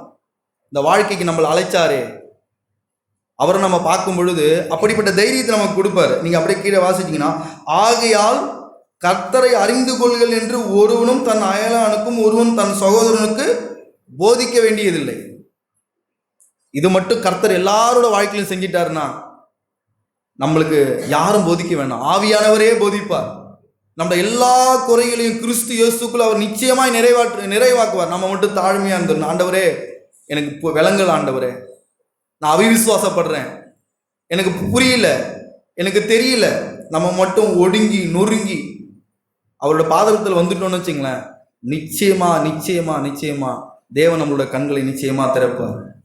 ஒவ்வொருவருக்கும் பிரகாசமுள்ள மனக்கண்களை தேவன் தர சித்தமுள்ளவராக இருக்கிறார். நம்ம தான் நம்ம இருதயத்தை கடினப்படுத்துக்கிறோம். நம்ம தான் நமக்கு எல்லாம் தெரியும், நான் என்னால் தான் இந்த காரியம் ஆகும்னு நினச்சிக்கிட்டு நிறைய காரியத்தை நம்ம தவறு பண்ணுறோம். நம்ம அப்படியே நம்ம வந்துடுவோம் ஆண்டவர்கிட்ட, ஆண்டவரே என்னால் முடியாது, ஆண்டவரே என்னால் முடியாது, இந்த வாழ்க்கையை வாழ என்னால் முடியாது. இது எவ்வளோ மேன்மையான காரியம். நீங்கள் அதை நான் எனக்கு சொல்லணும்னா நான் சொல்லிக்கிட்டே இருப்பேன். தேவன் நம்மளை ரட்சித்த காரியம் சாதாரண காரியம் கிடையாது. அதை நம்ம பார்க்கணும். அதை பார்க்கும் பொழுது நம்மளோட வாழ்க்கை மறுரூபமாகும். தேவனை இயேசுவை பார்க்க விசுவாசத்தோடு நம்ம இயேசுவை பார்த்து தான் நம்ம வாழ்க்கை மறுரூபமாகும். தேவன் அப்படிப்பட்ட கண்களை நம்ம எல்லாருக்கும் தரும்படியாக நான் ஆண்டவரே.